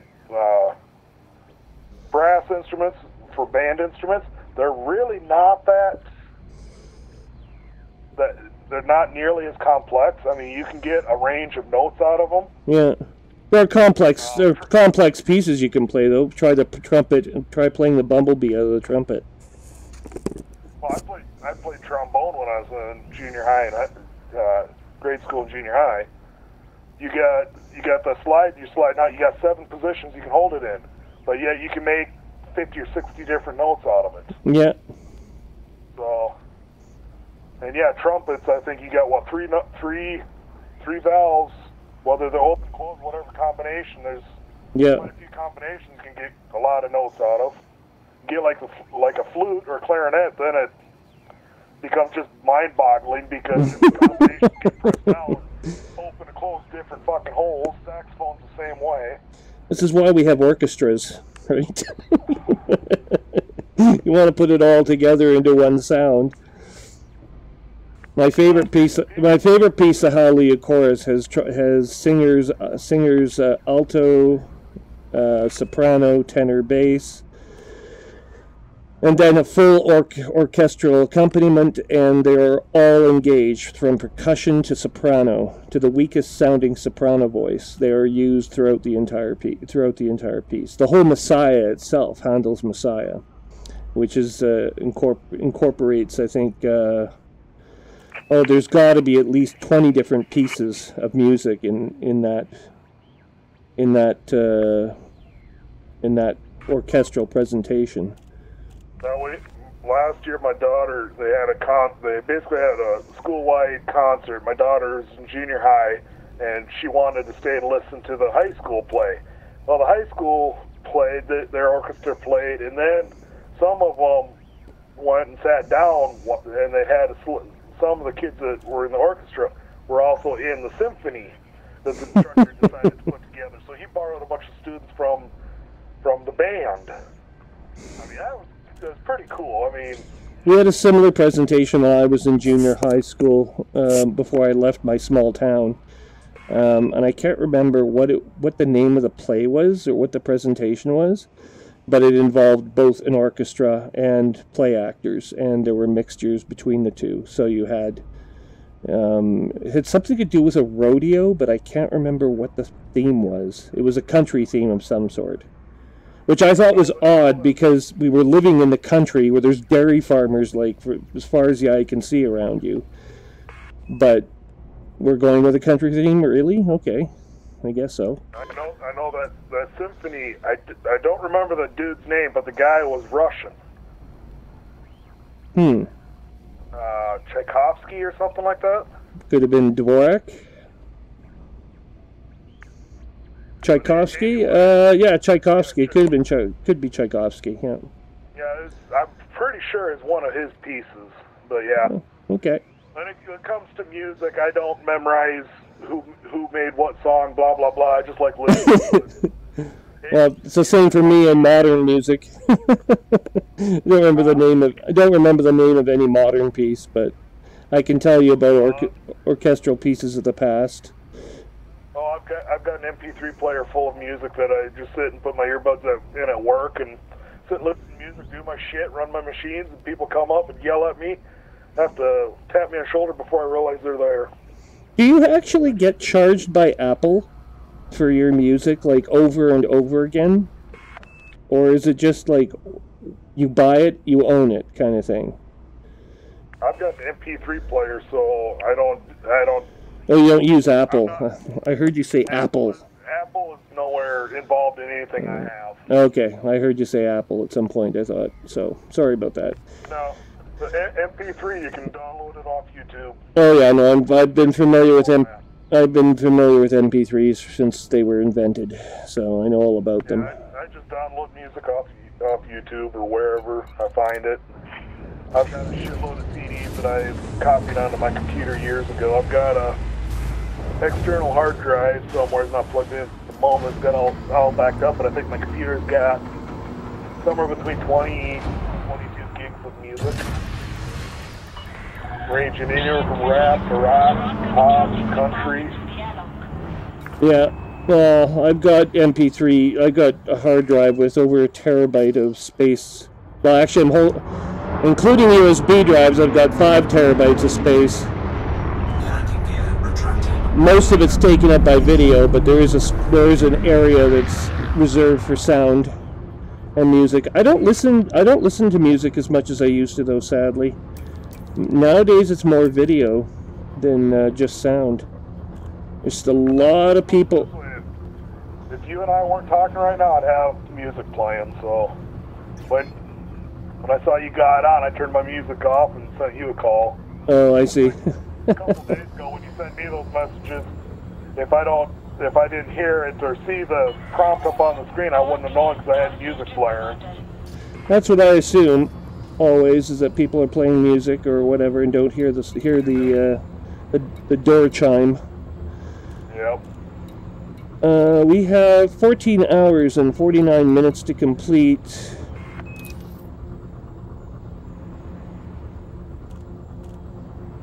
Yeah.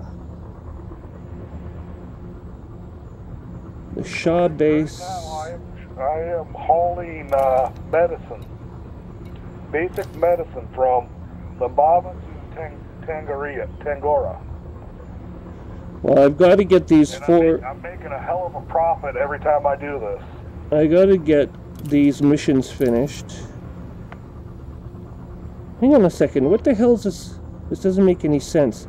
Deliver data to Jemison survey in Kuwan Slav's system. Okay. So I have the data already is what it's trying to tell me. I didn't know that.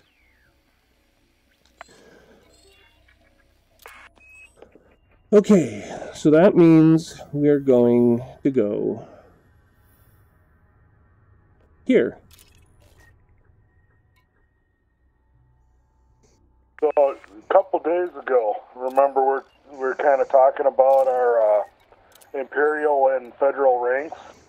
Yeah. At some point, I took a mission and I ranked up. Oh, okay. Imperial. And what'd you get? I don't understand how, when I'm not actively working on raising my federal rank. Yeah. But the last 3 times I've ranked up my imperial rank, my federal rank is ranked up as well. Ooh. You look at the screen on the right side, and it shows that my imperial rank was at like 98% or 100%. Pull that mission, my federal rank is like 40%. I do the mission for the imperial, and they both rank up. So I don't know what the hell's up with that. If that's some kind of a bug or glitch or something. That's definitely a bug. You shouldn't get credit as the Federation for completing an Imperial Navy mission unless there's intelligence being shared between the two, or... Yeah, I don't know. It's just kind of odd. I noticed that the last couple times because my rank now, I'm an ensign with the Federation now. Well, that doesn't make any sense. I actually had to... And I'm at 8% now, and I was at like 46 or 40-some% before I ranked up in the Empire. Well, I wonder if there... I should not have gotten 50 or 60% worth of reputation or whatever the hell it is that you rank up with. Yeah, I'm quite sure no one's going to tell Frontier about this little bug either because they're benefiting from it. But they're only benefiting from it if they're Imperial, because I'm not seeing the same thing when I'm ranking up in the Federation. I don't get Imperial rank. And everybody seems to want to go after the Federation because they want the Corvette. Well, why bother when I can just rank up with the Empire and still get a Corvette? Well, I see it this way. I believe you need Duke to get the Imperial Cutter. Yeah. I'm 53% at Baron. I believe as soon as I hit my next rank, I can buy the Cutter. The problem is, there's no cutters on any bases that I know of the other day when I was looking in Li Rongyu territory. So I cannot get that discount on... No, that particular vessel is only available from within the Empire, just like you can only get the Federation gunship and Federation dropships. You can only get those from within the Federation. You can't see... You won't see them in the Empire, and you won't see them in any of the non-aligned factions. Yeah. Well, the funny thing is, I can go... It shows, like in Lumbava and a few stations, bigger ones around here. I could buy the Corvette if I had the rank and the money. Yeah. So I'm guessing this is... I must be in Federation territory, but there's a few Imperial systems scattered around in here. Well, yeah, definitely. I was kind of looking. I think I saw 5 of them. Yeah, well, you definitely have Federation worlds around that area. Because I was there, and that's the first thing I noticed was that I was still gaining rank and title with the Federation. So that's happening only because there's Federation worlds there. The main reason I've got such high Empire rating or faction or whatever is simply because of me being in Tangaroa and Balder doing so much, basically hauling shit back and forth between those two systems and 2 different stations within the systems. And yeah, because I'm at 97% allied with the Empire. I'm at 100% with Federation. I'm at 52 with the Federation. What's that? I'm at 52 with the Federation. But like what I'm doing right now is actually raising my rating with the Empire because since this system is in what the hell is it in? Granted. Hang on a second, sorry. I'm docking here. I land at Bay 1 at Jemison Survey. Now, there's an outbreak in this system right now. And all I'm doing is just shuttling medicine back from one station to, or from outside into the system, and I'm getting all kinds of basically favor with the Empire for it. Oh, really? Successful. Yeah, I don't understand how that's working, because I was at like, I think I was at like 70 or 80% or something like that, 78%. So either there's goofy glitches going on, or there's some kind of game mechanic here I'm not. There's probably still a few goofy glitchers around, but they did solve a good number of them in the past few days. Yeah. The game is a lot more stable now than it was. I've been half-ass shuttling shit back and forth. I've made 8 million credits since you and I started talking. So I can't complain too much. I was sitting in a base most of the time we were talking, but now I'm moving around a bit more. Let's see here. We have power, interstellar, combat, and we need to get mission board. At some point I need to log in, or switch back into my other game to go see if people have logged in or not. I haven't been playing that game much the last couple of weeks. Which game is that? Defiance. Yes. Defiance. It's not VR, is it? I don't think so. It's kind of a third-person shooter game. I started playing it because my daughter's friend and her friend's parents or something, some friends of ours, played it for a while. I started playing it, and then I got into a clan that, yeah, quite a few people in there I enjoy talking to and bullshitting with, hanging out with. Yeah. But the game maker went and made a bunch of changes. They're going to trash this one out, and they're going to come up with a sequel or a new one or whatever. Is it based on the television show that used? Is it based on the television show that used to be called Defiance? Yes, it is actually. This game is tied into that show. Interesting. So all those races in the show, that conflict, that's what's going on in this game. That's very interesting. Well, if you ever decide to check the game out, wait till the summer when Defiance 2050 comes out, because they fucked Defiance up by all the rare spawn or all the rare loot that you had to grind and work for. It just falls. I mean, you pick it up off the ground, or you basically get it. They're ruining this version so that they can basically scrap the whole thing out and get everyone to go play the new version this summer. Well, I think what it is, to be honest, I think what it is they're having problems maintaining the servers and everything, so they just upgraded the whole fucking game to new everything so that they can shift everything over to a new server and a new software, whatever. The new system. Yeah.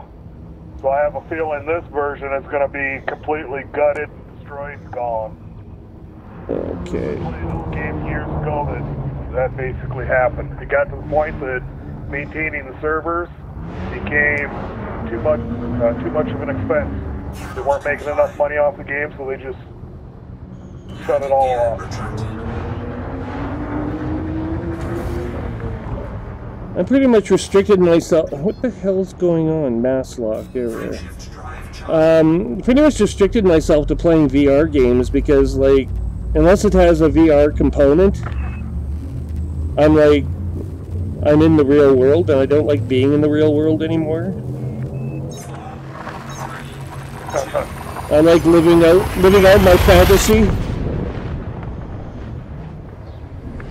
Except Defiance, the world is sort of fucked up, right? Like, there's been an alien incursion of sorts, and... Yeah, there's like, what the hell, it's like 4 or 5 aliens, better than that, a bunch of different alien species that come from one system. Yeah. Basically, their star imploded, ruined their... That's right, yeah. So they came to Earth, tried to terraform the Earth, they fucked it up. The terraforming process didn't work properly. Well, they also didn't. If you watch a television series, you know that they didn't realize that Saul actually had a civilization on it at first. Well, they knew it, but they thought that by terraforming it, they'd destroy it all. Well, it didn't work out like they thought. The humans decided to fight back, blah, blah, blah. Yeah, I'm not... Yeah, in the one episode I think I was watching, they said one or more of the species wasn't aware of it. There was one species that was, but they didn't tell anyone else. Yeah.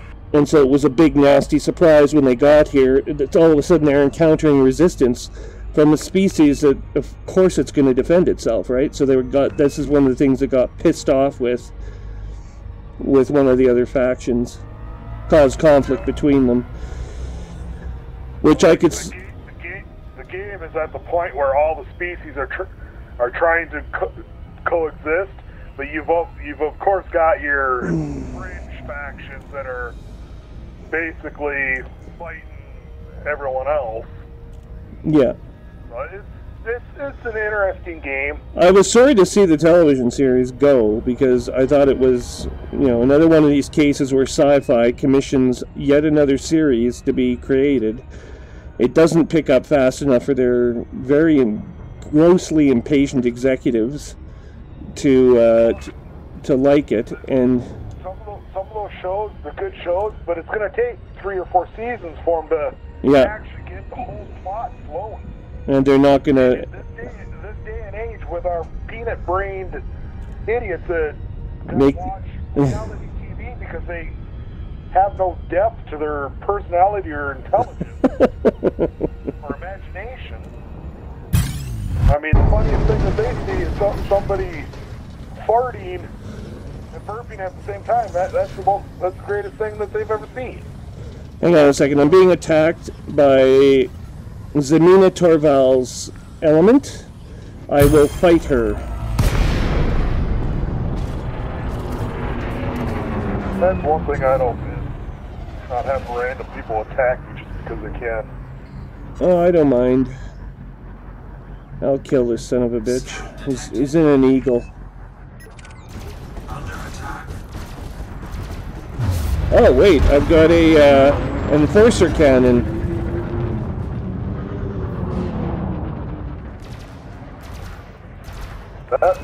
The cannon, that pretty much just acts like a shotgun almost, doesn't it? Yeah, but it's small and light. Come on, catch him, catch him, catch him. Does good damage at close range. Hang on. Shit. This is going too slowly.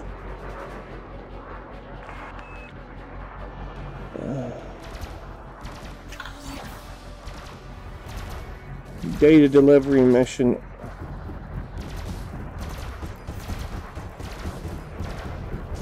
I got him with the cannon.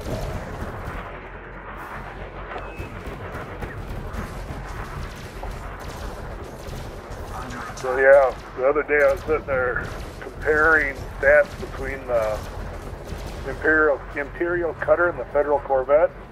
The Corvette is geared more for doing damage, but the Cutter is intended more for survivability, and surprisingly, it's got the most cargo capacity in the game.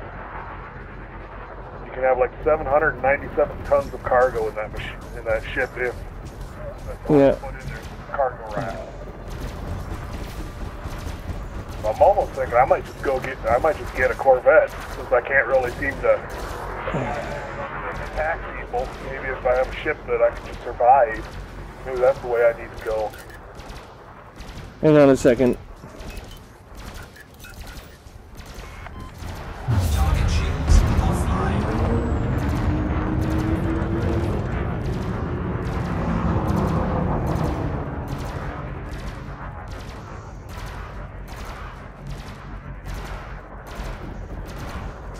Under attack.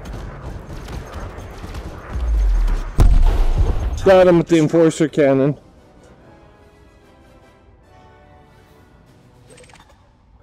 Crystal shards have been located, 419 meters.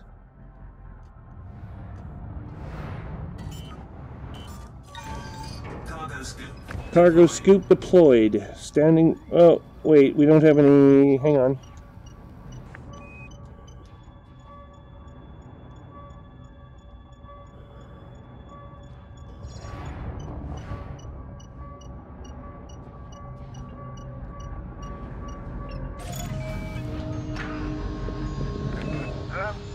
I'll be right back shortly. I gotta go find a restroom.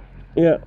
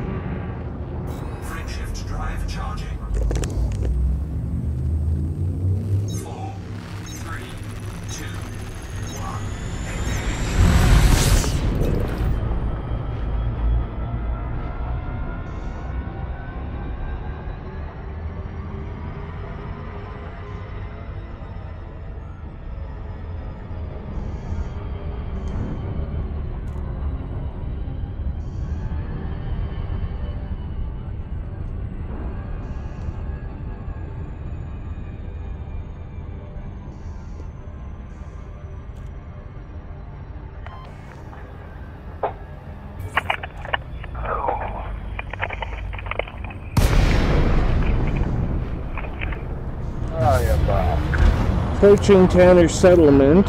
I defeated my opponent.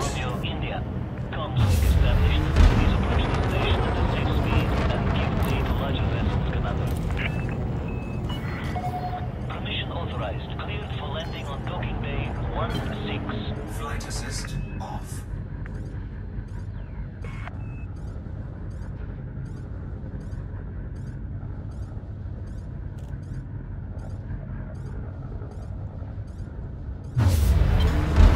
Flight assist on. Take note of speed restrictions, Commander. Slow down.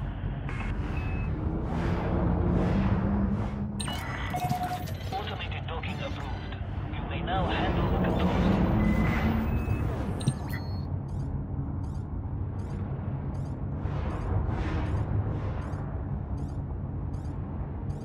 Passing through space doors on manual.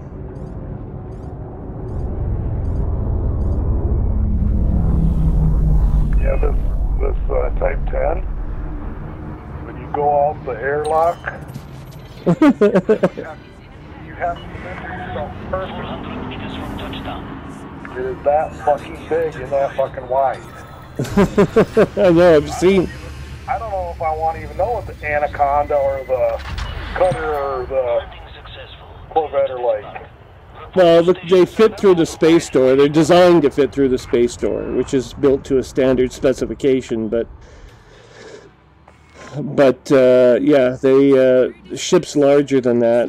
They need to use the if they go to no, they have to dock outside the space station, like using one of the arms for large craft. And in the case of the small ports, I guess that's what the idea is behind the larger docking bays, is that you have like you extend a docking platform from the Farragut out to the docking assembly or whatever. But I've never seen one used, and they don't seem to use them really in the game. They're kind of like checkpoints, like what are they really there for?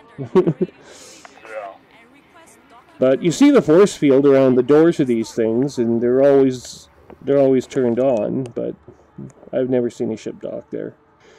In theory, that's where the large ship docks. Okay, so now we go to Starport Services and we hand over our dissidents to the re-education people. Oh my god.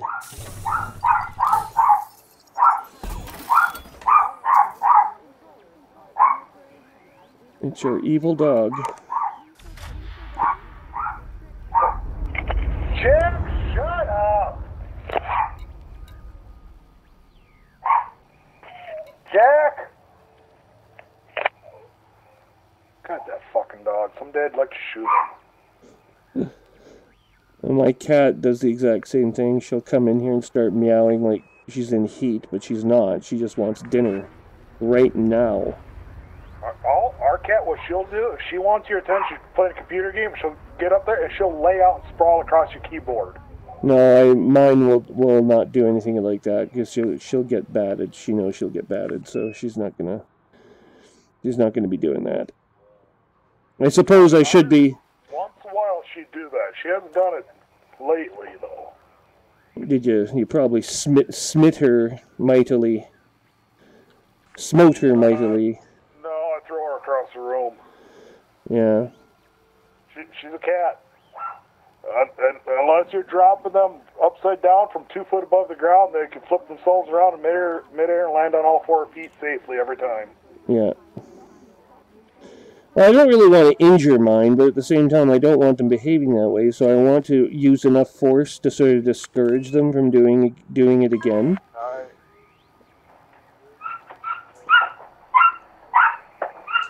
Holy crap, does this squeak?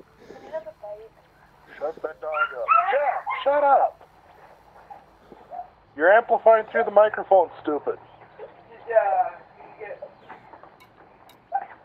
Anyway, contacts.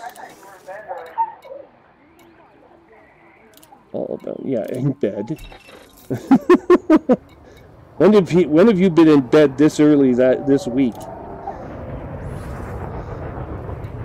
I don't know. I think my wife's high or something. He was asking, when have I been to bed this early this week? Well, you said you were going to go home when we got home. Yeah, I said that, but when have you believed me? I suppose. What, you were supposed to get high tonight and you didn't? No. I No. told her earlier I was going to go to bed early. Oh, okay. Not sure why the hell she believed it, but... I thought she said that she's like stumbling around in there. 150 kids in McDonald's. Oh, that would suck. Yeah. We called them about 5 o'clock, said about 7 o'clock we're going to be there. Good thing we did because they had a bunch of 16 and under have to clock out. I want... Okay, wait. I gave that.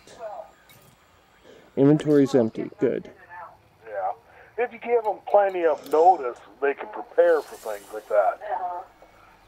Well, that's just it. If you just show up, I mean, you're going to swamp them. Yep. And then the frickin' Brookings kids need to be lopsided up their head. Why would they For do? their parents. So, you know how we had to send money with Jasmine? They increased the rates because last year, Brookings said these kids are going to eat, and then they changed their mind at the last minute. They did it again this year. But they had a thing with Domino's where they had to prepay. Baird Port. So the Brookings kids didn't pay for their pizza. They didn't pay for the pizza. They didn't eat the pizza. Yet there was so much left over. They still had to pay it. Baird Port. I still say fucking smart every student that goes to the festival. Mm-hmm. Just a flat rate, whether they eat or not. Well, that's kind of why we do that with the archery league with youth league. They get charged a flat rate, whether they are members or not. Or that way, we just don't have to deal with it. Yep. And that's what I told her. All options. They have all options open to them. they can pick and choose which ones they actually go with. And so they had all this leftover pizza. They're just giving it away. And the fucking kids, they're stomping down on it.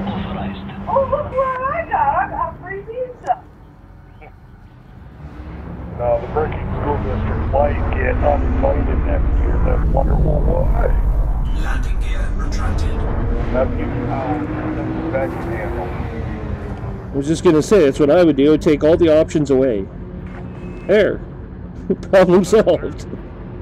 So every year, about a lot of the bigger schools in the state that have orchestra programs send all their students to one town. Each town kind of takes turns. I see. They have a special instructor come for the day, then they have a concert that night. Okay. They had over 100 or no. Right. 7th and 8th grade, 290 kids. They had 290 7th and 8th graders That's not including the 6th graders. in this concert. Then That's not counting the 6th graders. They kind of had their own little concerts beforehand. this is after we cleared out, but there was wall to wall, out the doors. Well, basically, they have a full-size basketball gymnasium stadium packed Yeah. full of kids playing violins and cellos and shit. Were they playing at the same time? Playing at the same time. Shut that off. So it's just a big orchestra festival. They usually get a special instructor. They pay some higher level instructors or a conductor or something to come in and do it for the day. Yeah. It's kind of cool. Yeah, I know. I've seen them on television before. They are pretty cool. Jessica tells me, oh, get a picture of my daughter. Who says this? Jessica, a friend from work. I'm supposed to get a picture. You take a panographic picture and say, here you go. The ultimate game of Where's Waldo? 10, 9, Waldo. 8, 7. That's what I told her on Facebook. Your student's name has been changed to Waldo. But if they're doing that, let's see. What was I gonna say? Huh? I was gonna say something to you about this orchestra bit. Oh, is it like the whole day they do this, or is it just What? just part of the day? We'll have to talk about that later. Ah. All right then. Say what now? What? Who are you talking to? Okay. I'm trying to carry on a conversation with you and my wife at once, so that's... I'll talk to the more important one of us. She was telling me that she ran into someone that lives out by the archery range, and they're having problems with, they're getting upset about arrows in their backyard. Okay.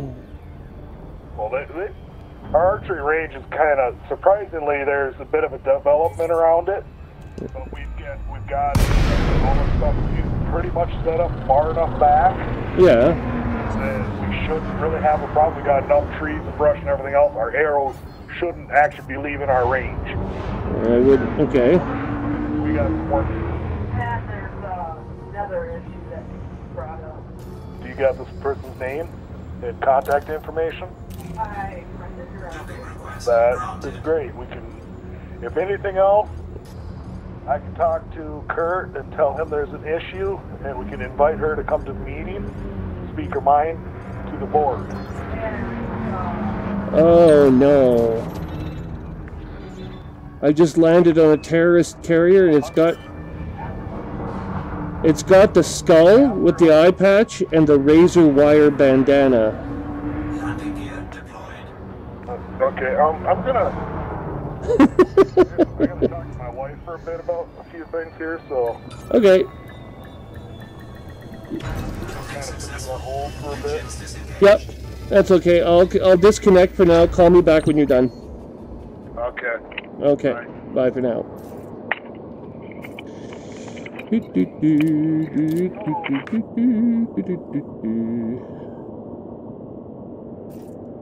It's best that way.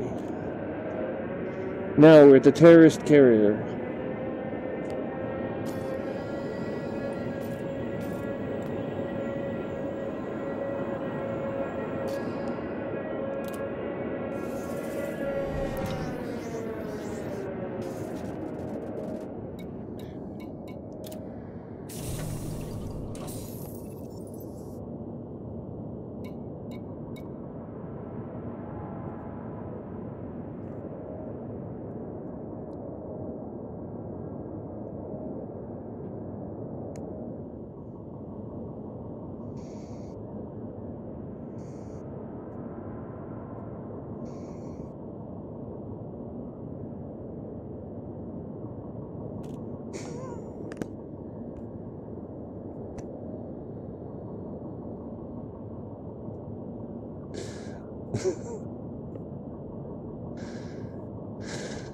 Oh dear. What was I doing again?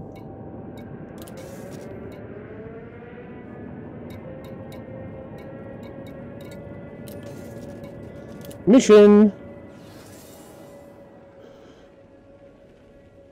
Huh?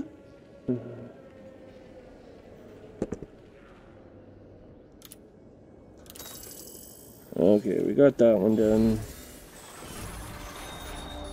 What a lovely purple uniform. Sure that your fellow terrorists love that.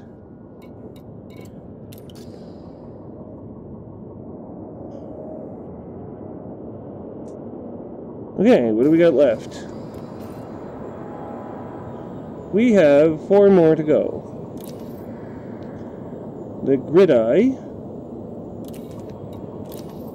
the Guruku-Yi, the Ariga, and everyone's... Oh, Guruku-Yi.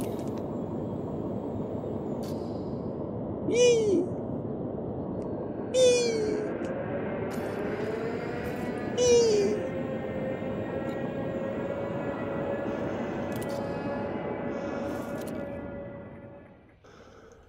Where is the Guruku-Yi? Yee!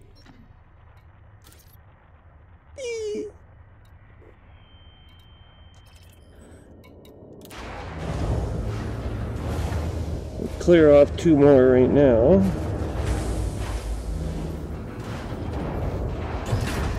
Ship released. Engines engaged.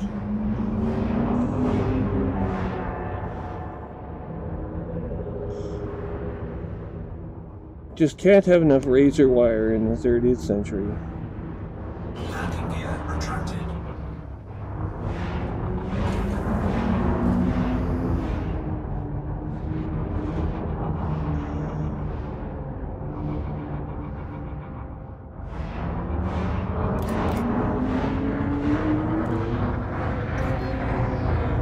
Frameshift drive charging.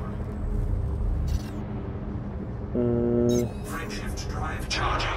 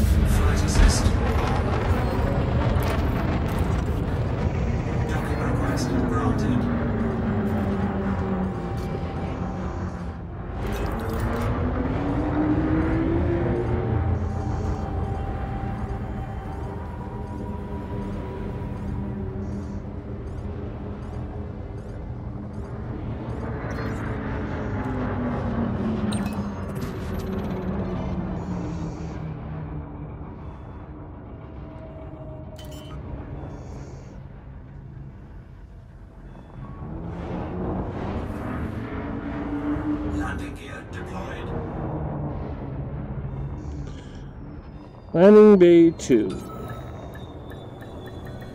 Docking successful. Engines disengaged.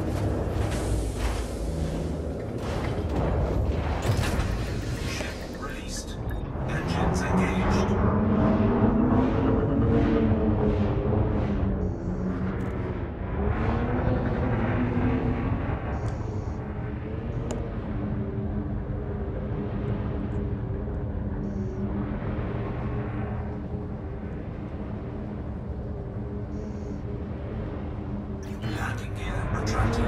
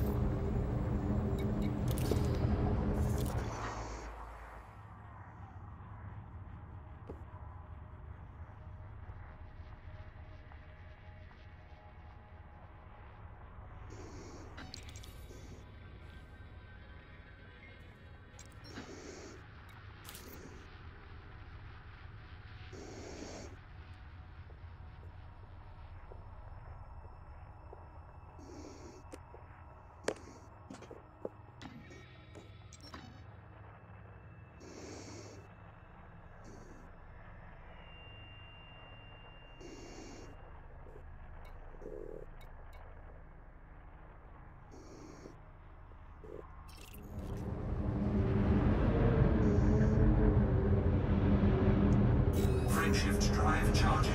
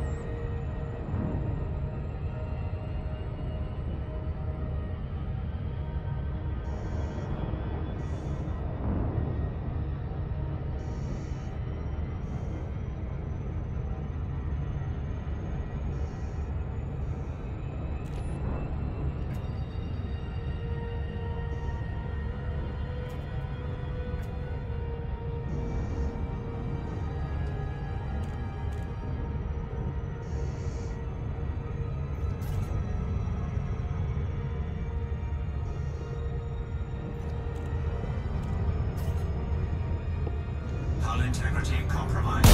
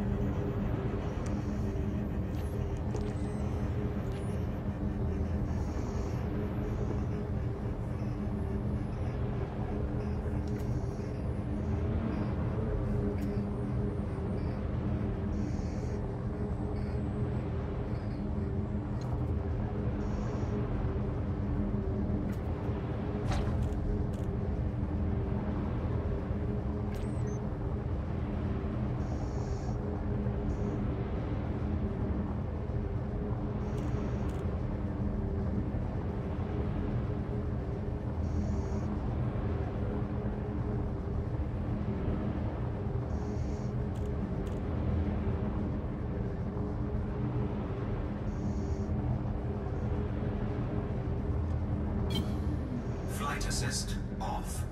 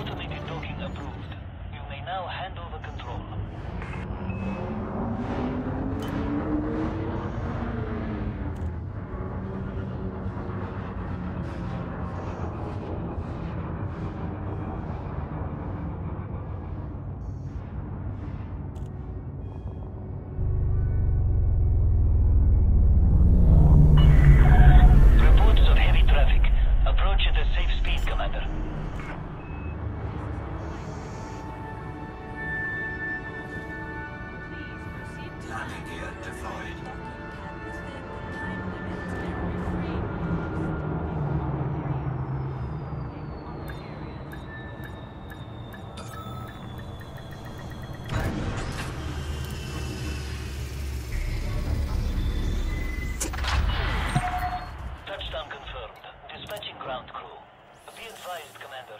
There is a state of uprising in this system. Be careful who you side with.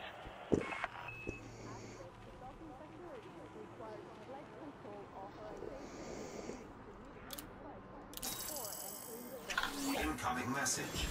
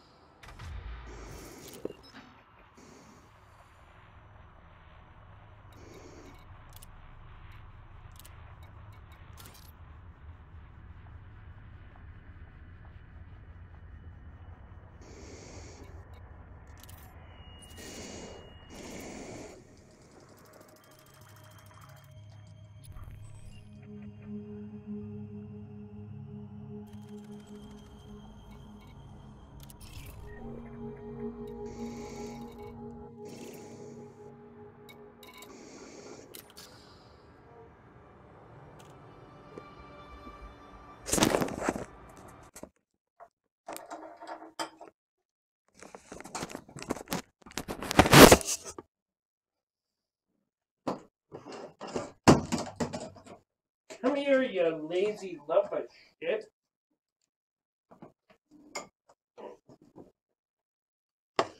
Ugh.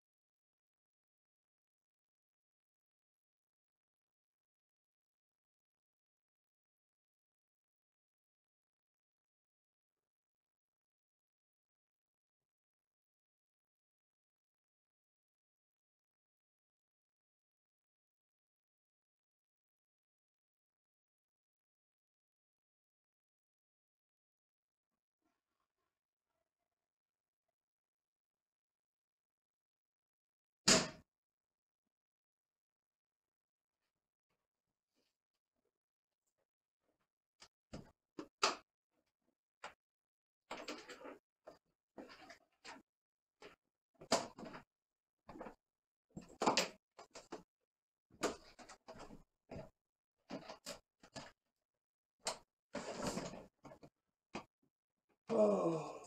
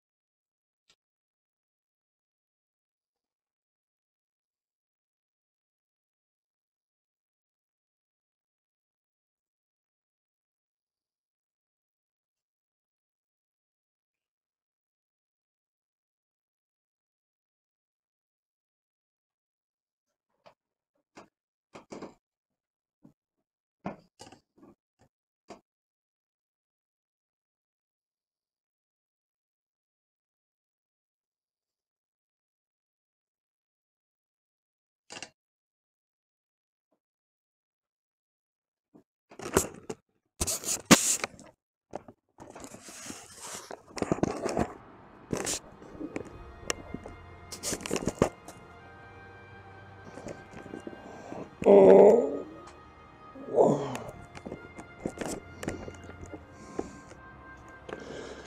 Zing the horizons.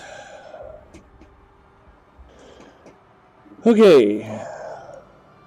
I guess I should announce when I'm leaving.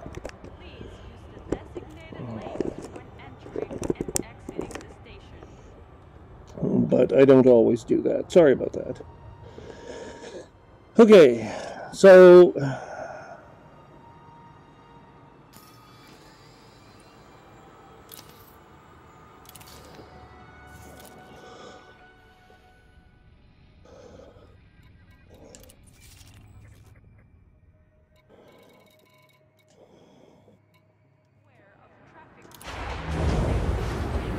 laying in a course for the Auriga system. This will be our last stop before we resume our big budget missions. Ship restraints withdrawn. You are clear to leave. Landing gear retracted.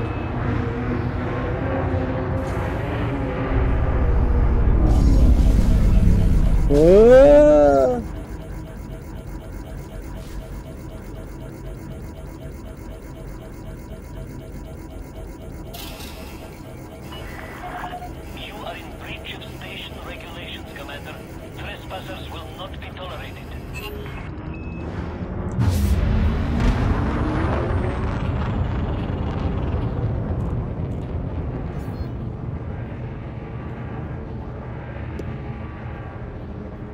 Oops. Frameshift drive charging. Leaving.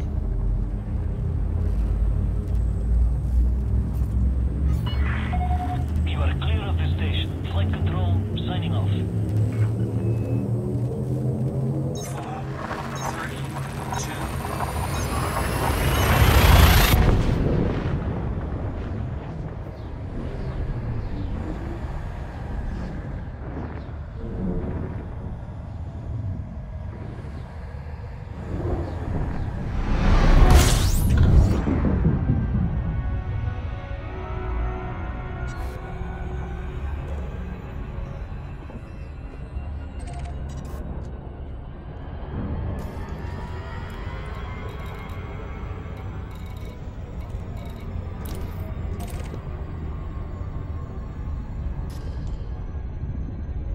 Okay. Let's have a look here.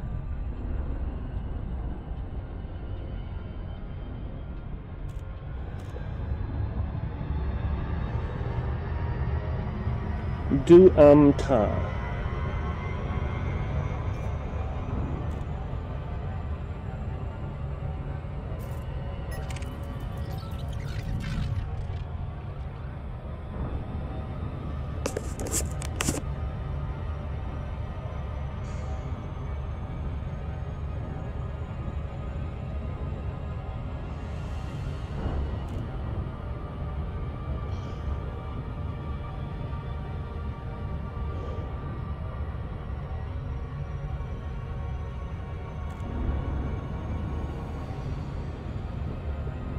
Let's go have a look over here.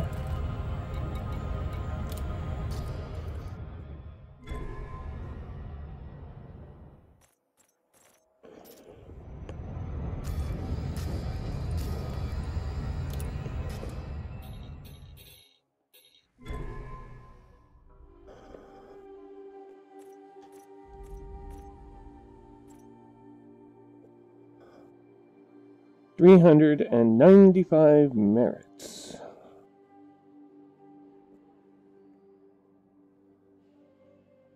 Rating 2. Yeah.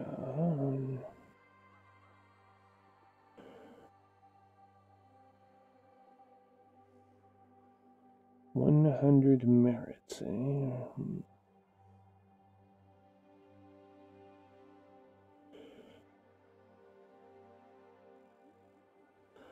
Yeah, I really don't need to be at rating 3 right now.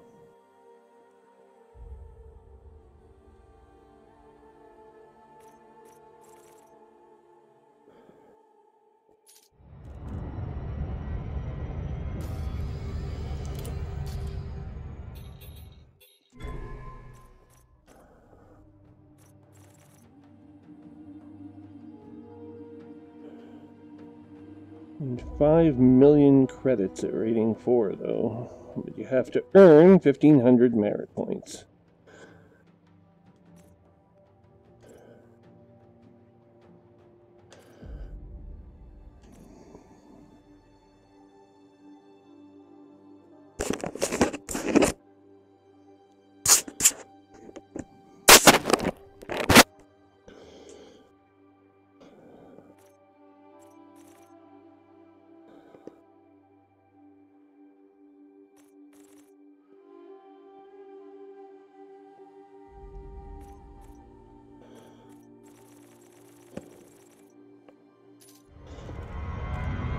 Whoa!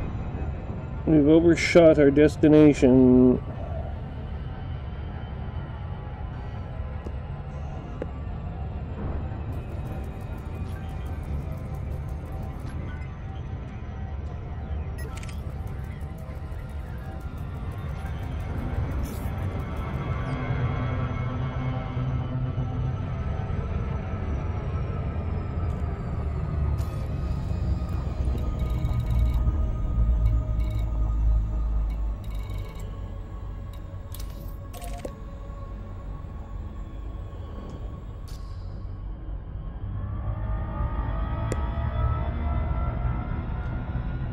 But not by much.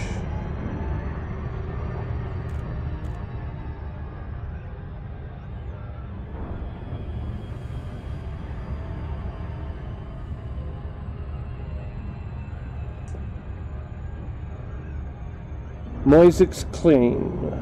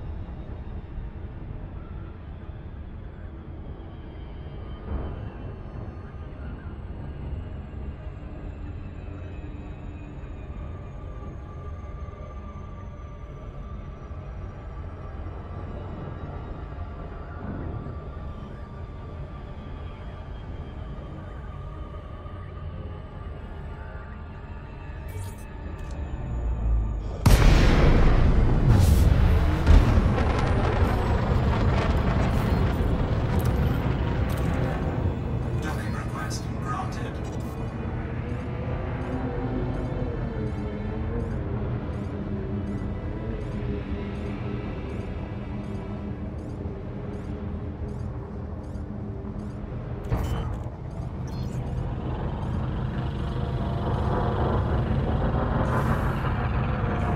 Landing gear deployed.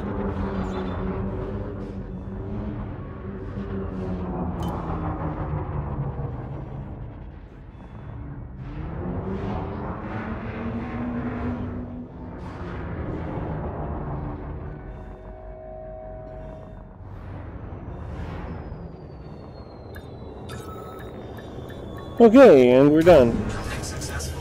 Engines disengaged.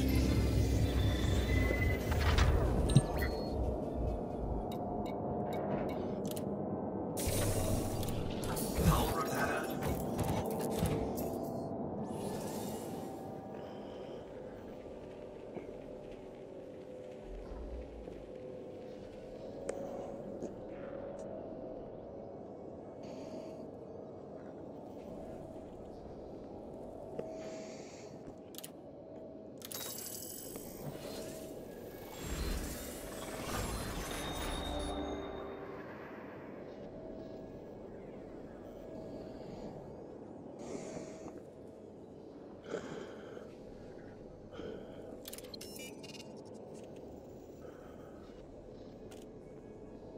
Ooh, disable the settler's power grid. And we're cordial here as well. Okay.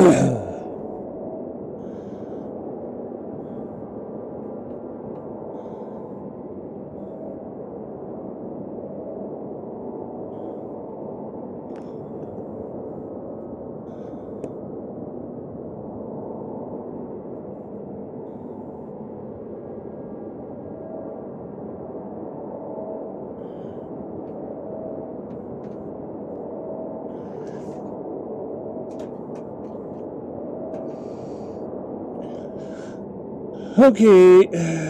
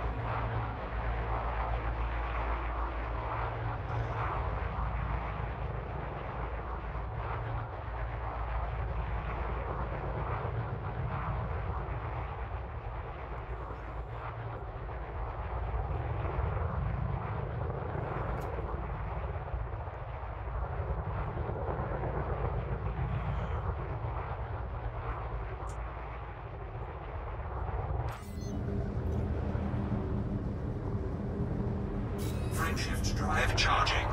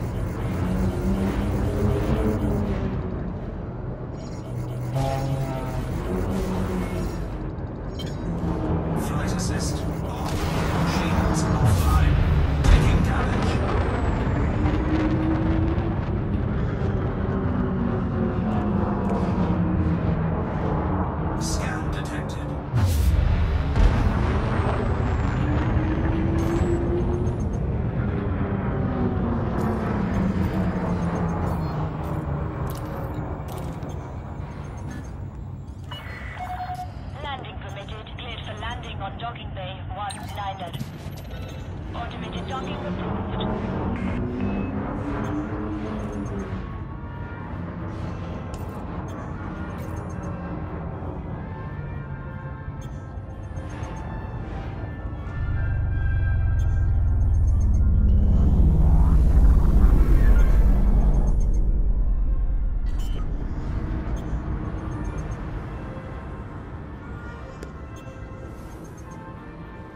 Landing gear deployed.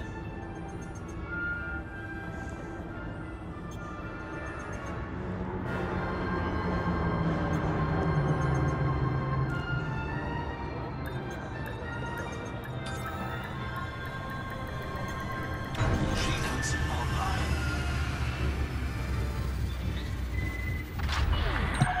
Touchdown confirmed. Commence system shutdown.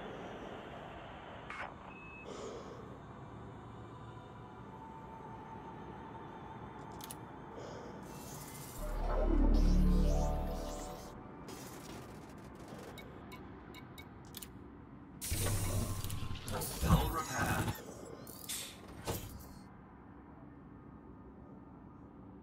We would like to welcome all commanders to this facility. Please ensure you complete all docking procedures within the allocated time.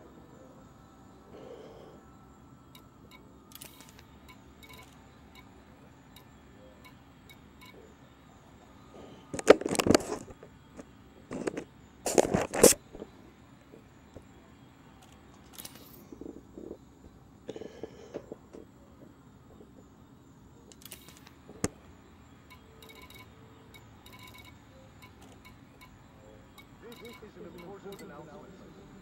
Security surveillance is in effect at the facility at all times. Any acts of aggression will be met with an appropriate response.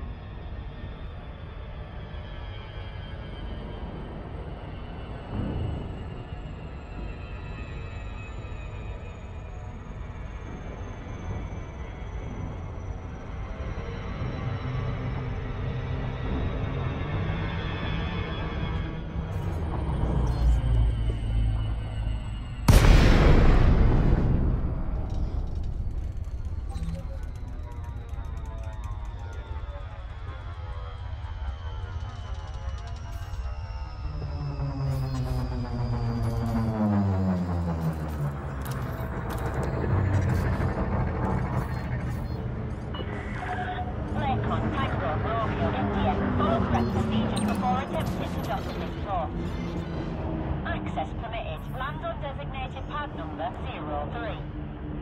Automated approach engaged.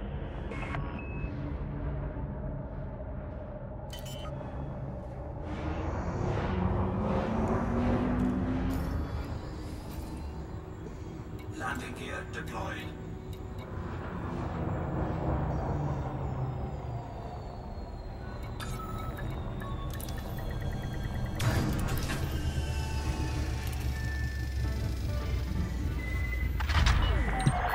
Touchdown, ground crew dispatched. Welcome to our starport. And wish those leaving a safe journey.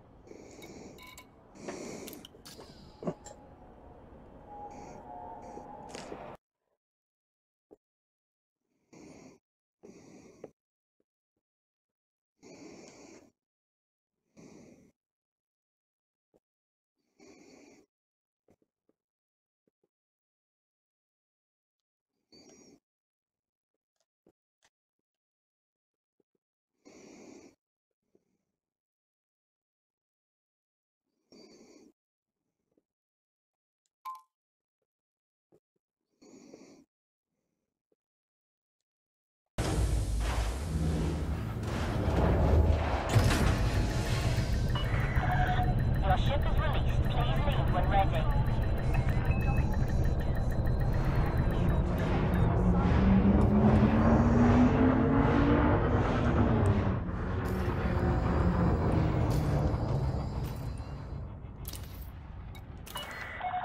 Landing permission refused.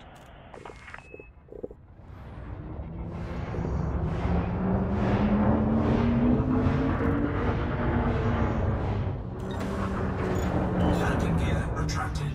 Cargo scoop retracted.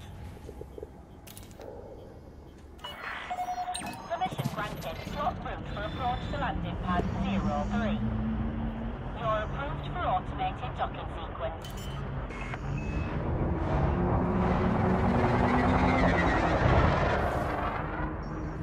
Landing gear deployed.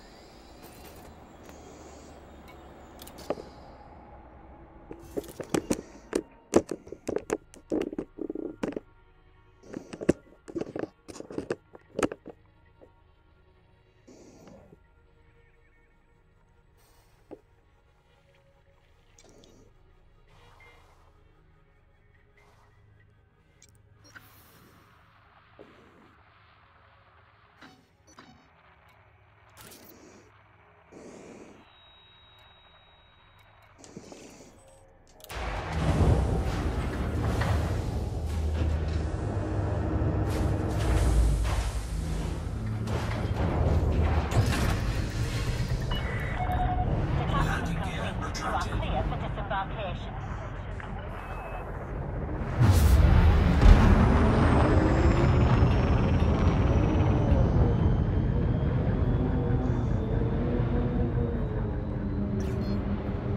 Frameshift drive charging.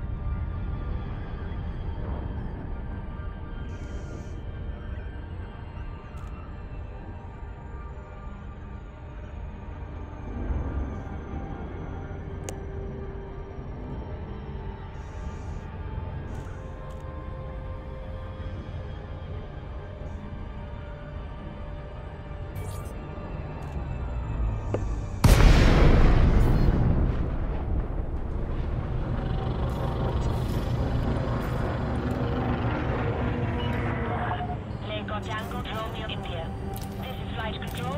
Please note that access to the station is by authorization only. Access granted. Set down on landing pad 43.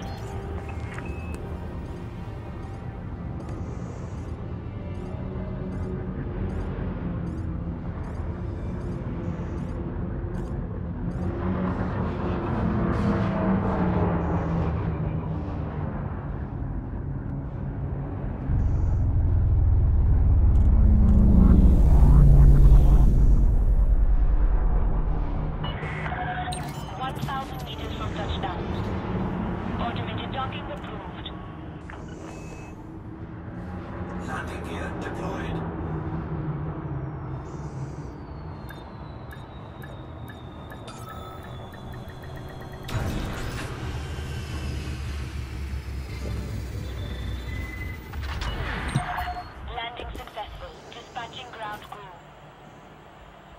is a message to all commanders. Please, reduce your speed when maneuvering your ship inside the docking bay.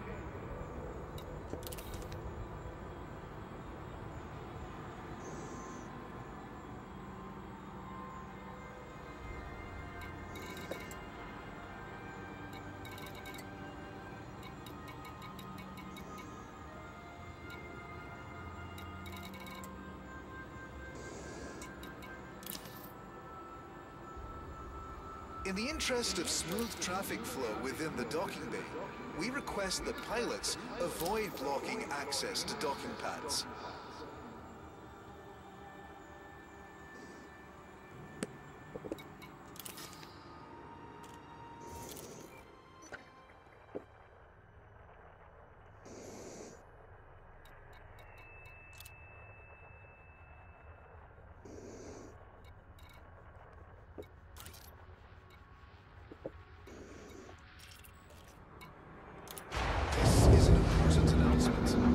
Security surveillance is in effect in the facility at all times.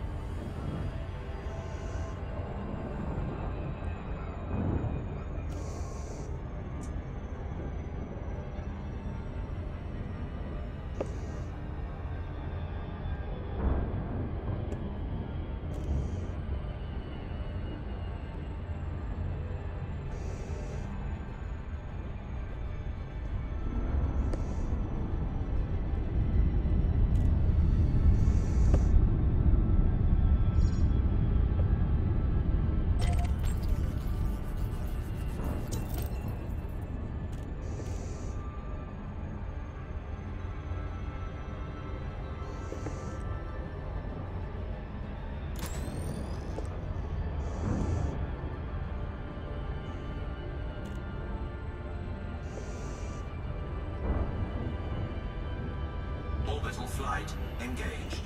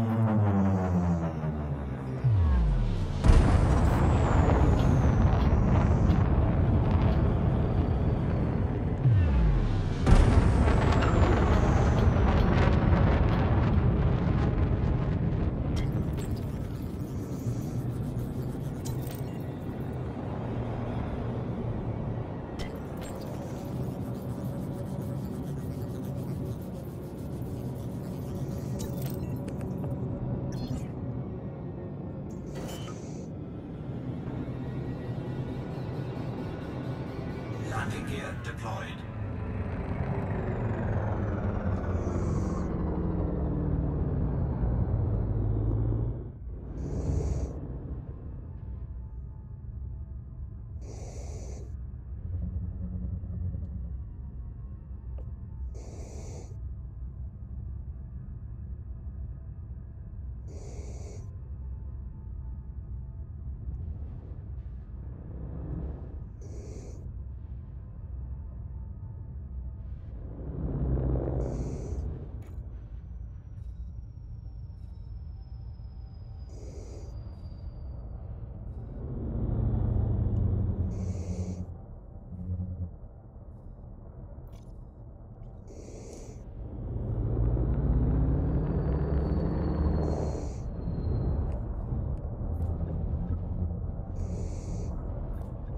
Landing gear retracted.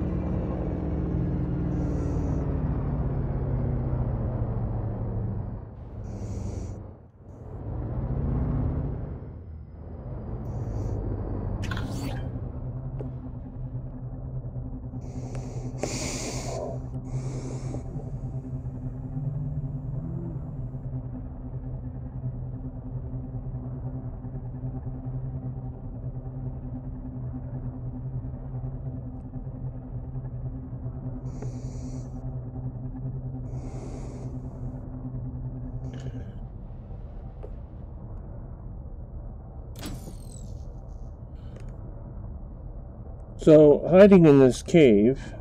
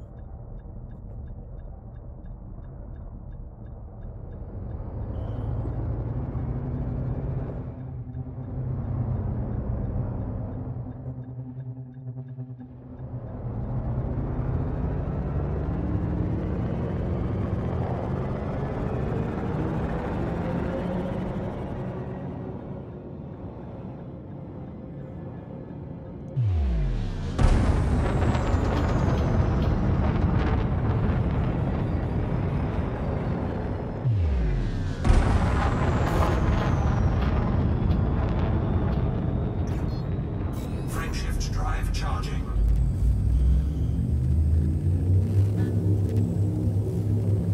4, 3, 2, 1.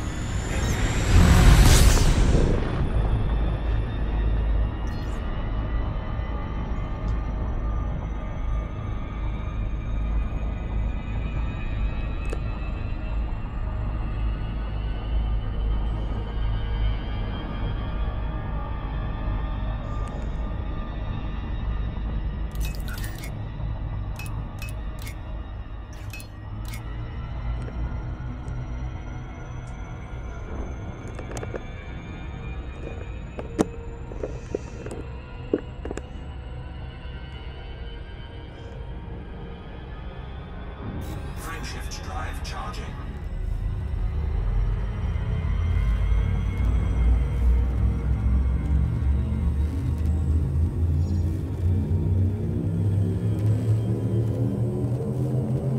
Ready to engage. 4, 3, 2.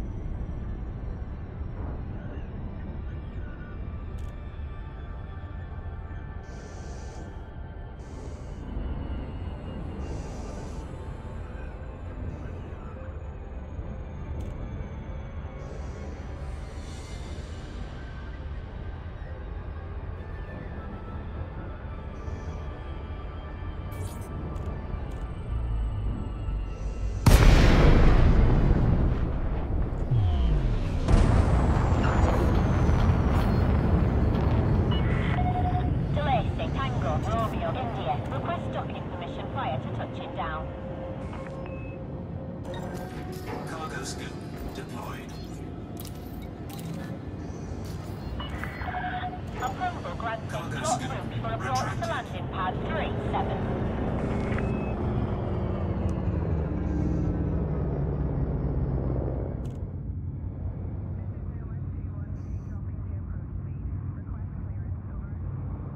Scan detected.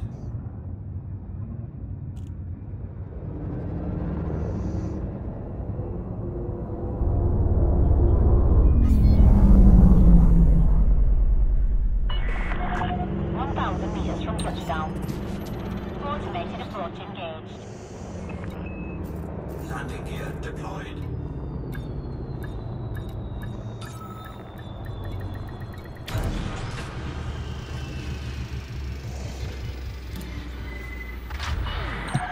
Contact confirmed. Clear to disembark. Access to docking facilities requires flight control authorization. Please submit requests before entering the docking bay.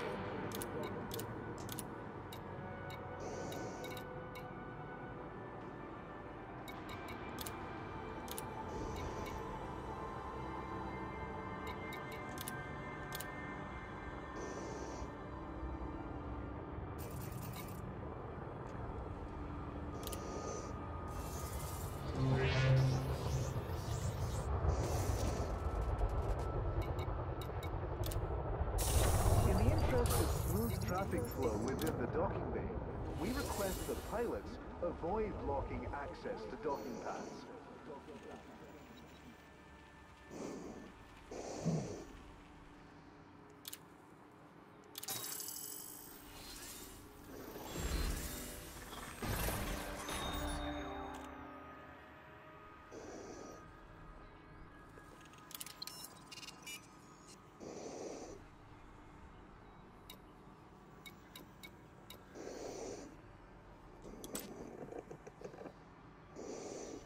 If you're unable to complete docking procedure within your time slot, you'll need to exit the bay and resubmit a docking request.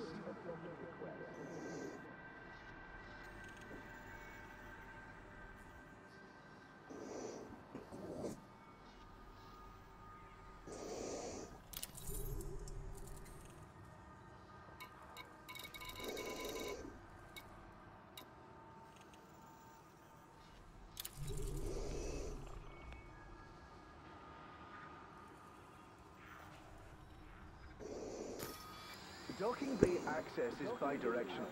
Please keep the airlock clear at all times. Thank you.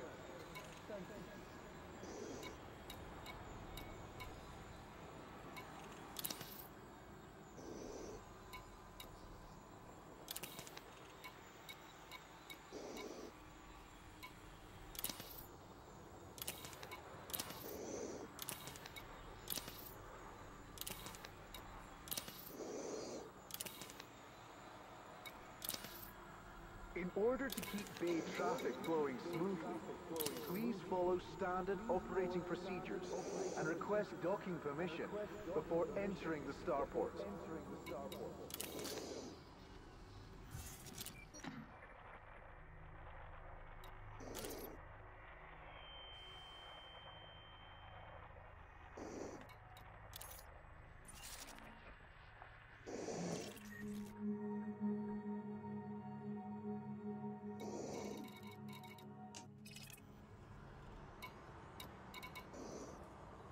In the interest of smooth traffic flow within the docking bay, we request that pilots avoid blocking access to docking pads.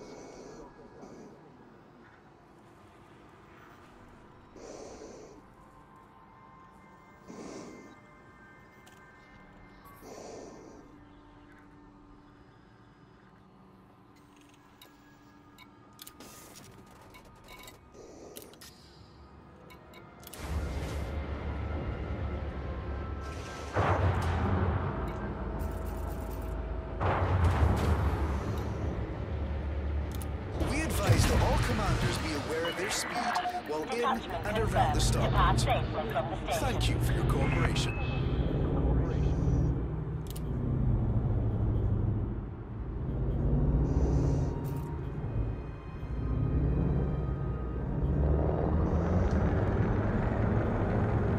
Cannot comply.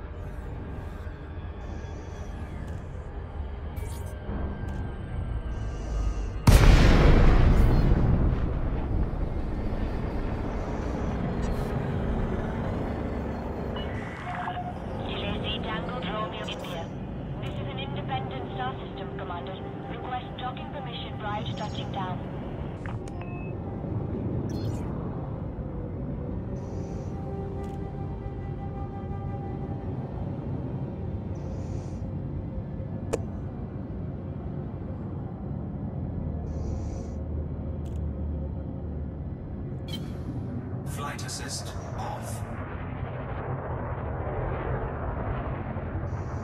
Scan detected. Flight assist on. Scan detected.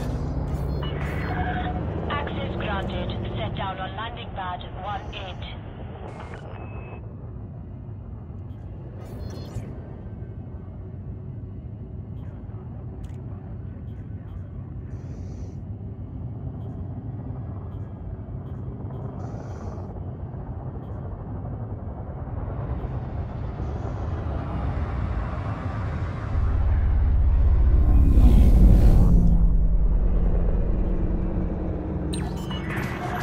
Automated docking approved. Landing gear deployed.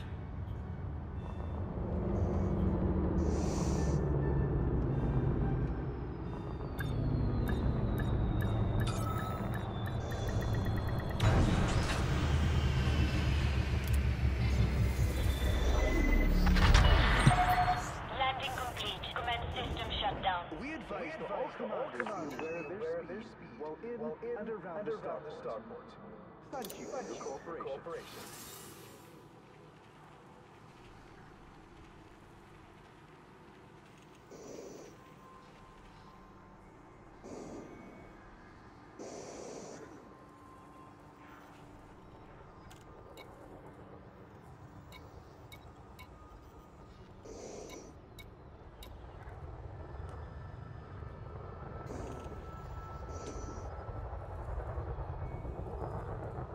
We will be forced to respond to aggressive actions. For peace of mind, please don't ship weapons while inside the docking bay.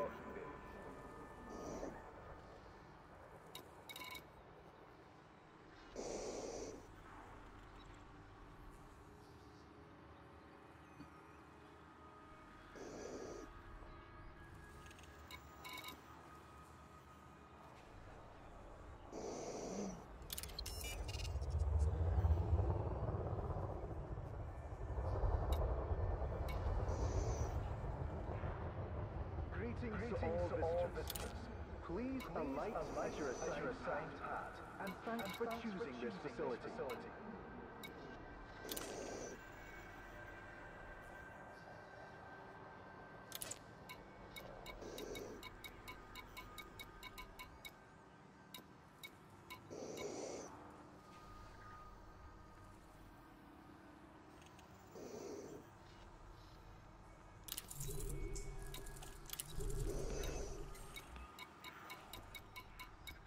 Services at the starport are constantly being updated.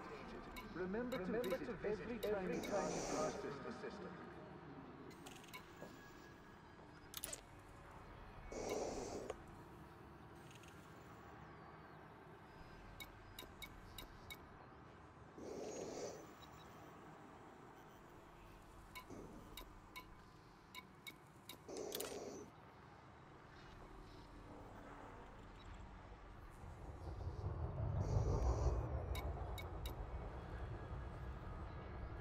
We advise that all commanders be aware of this while in and around the starport.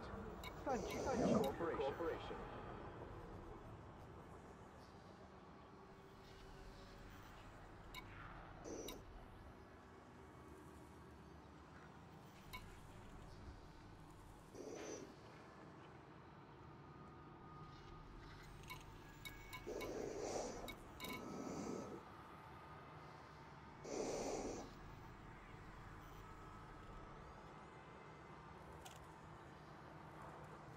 That's disturbing. Please keep the airlock clear at all times. Thank you. I have your hollow image beside my bed, Commander Trium. I trust that isn't too weird for you. Our economy is strong, supplies and resources are plentiful, and we are investing a range of new projects. Actually, it is a bit weird.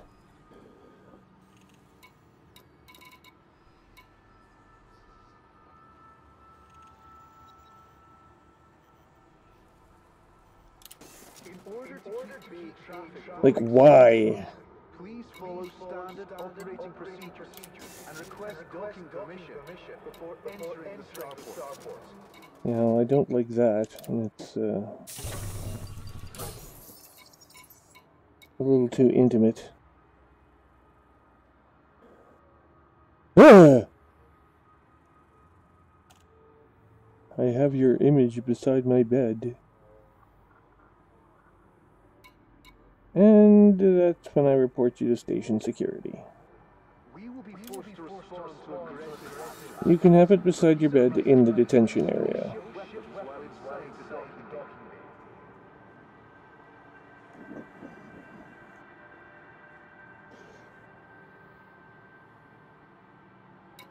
bay. I trust that isn't too weird for you.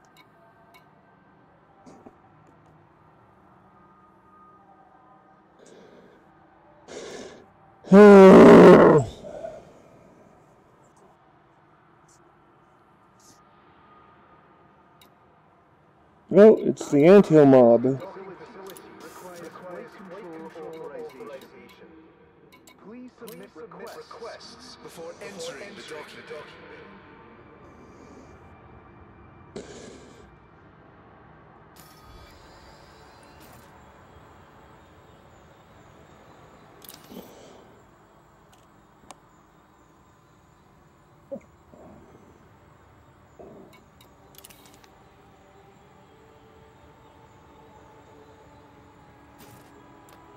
We will be forced to respond to aggressive actions. For peace of mind, please stow weapons while inside the docking bay.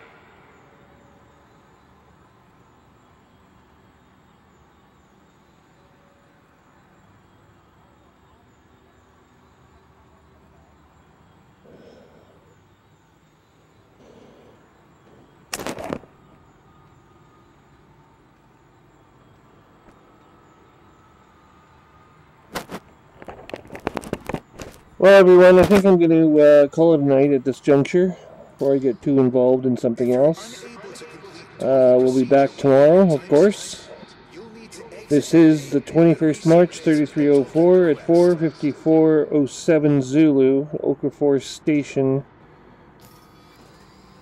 Of course, we're in the HIP 493 system near Polevnik. And I am your host, Commander Trium. Please visit raw613.wordpress.org/elite for more information on these logs, the addresses to YouTube, where you can find the production versions of the most current video logs. And please, if you do that, subscribe to the Commander Trium log. It's being maintained. The app refactory site is been mothballed, and it now serves only as an archive. Thanks once again. This is Commander Trium signing off.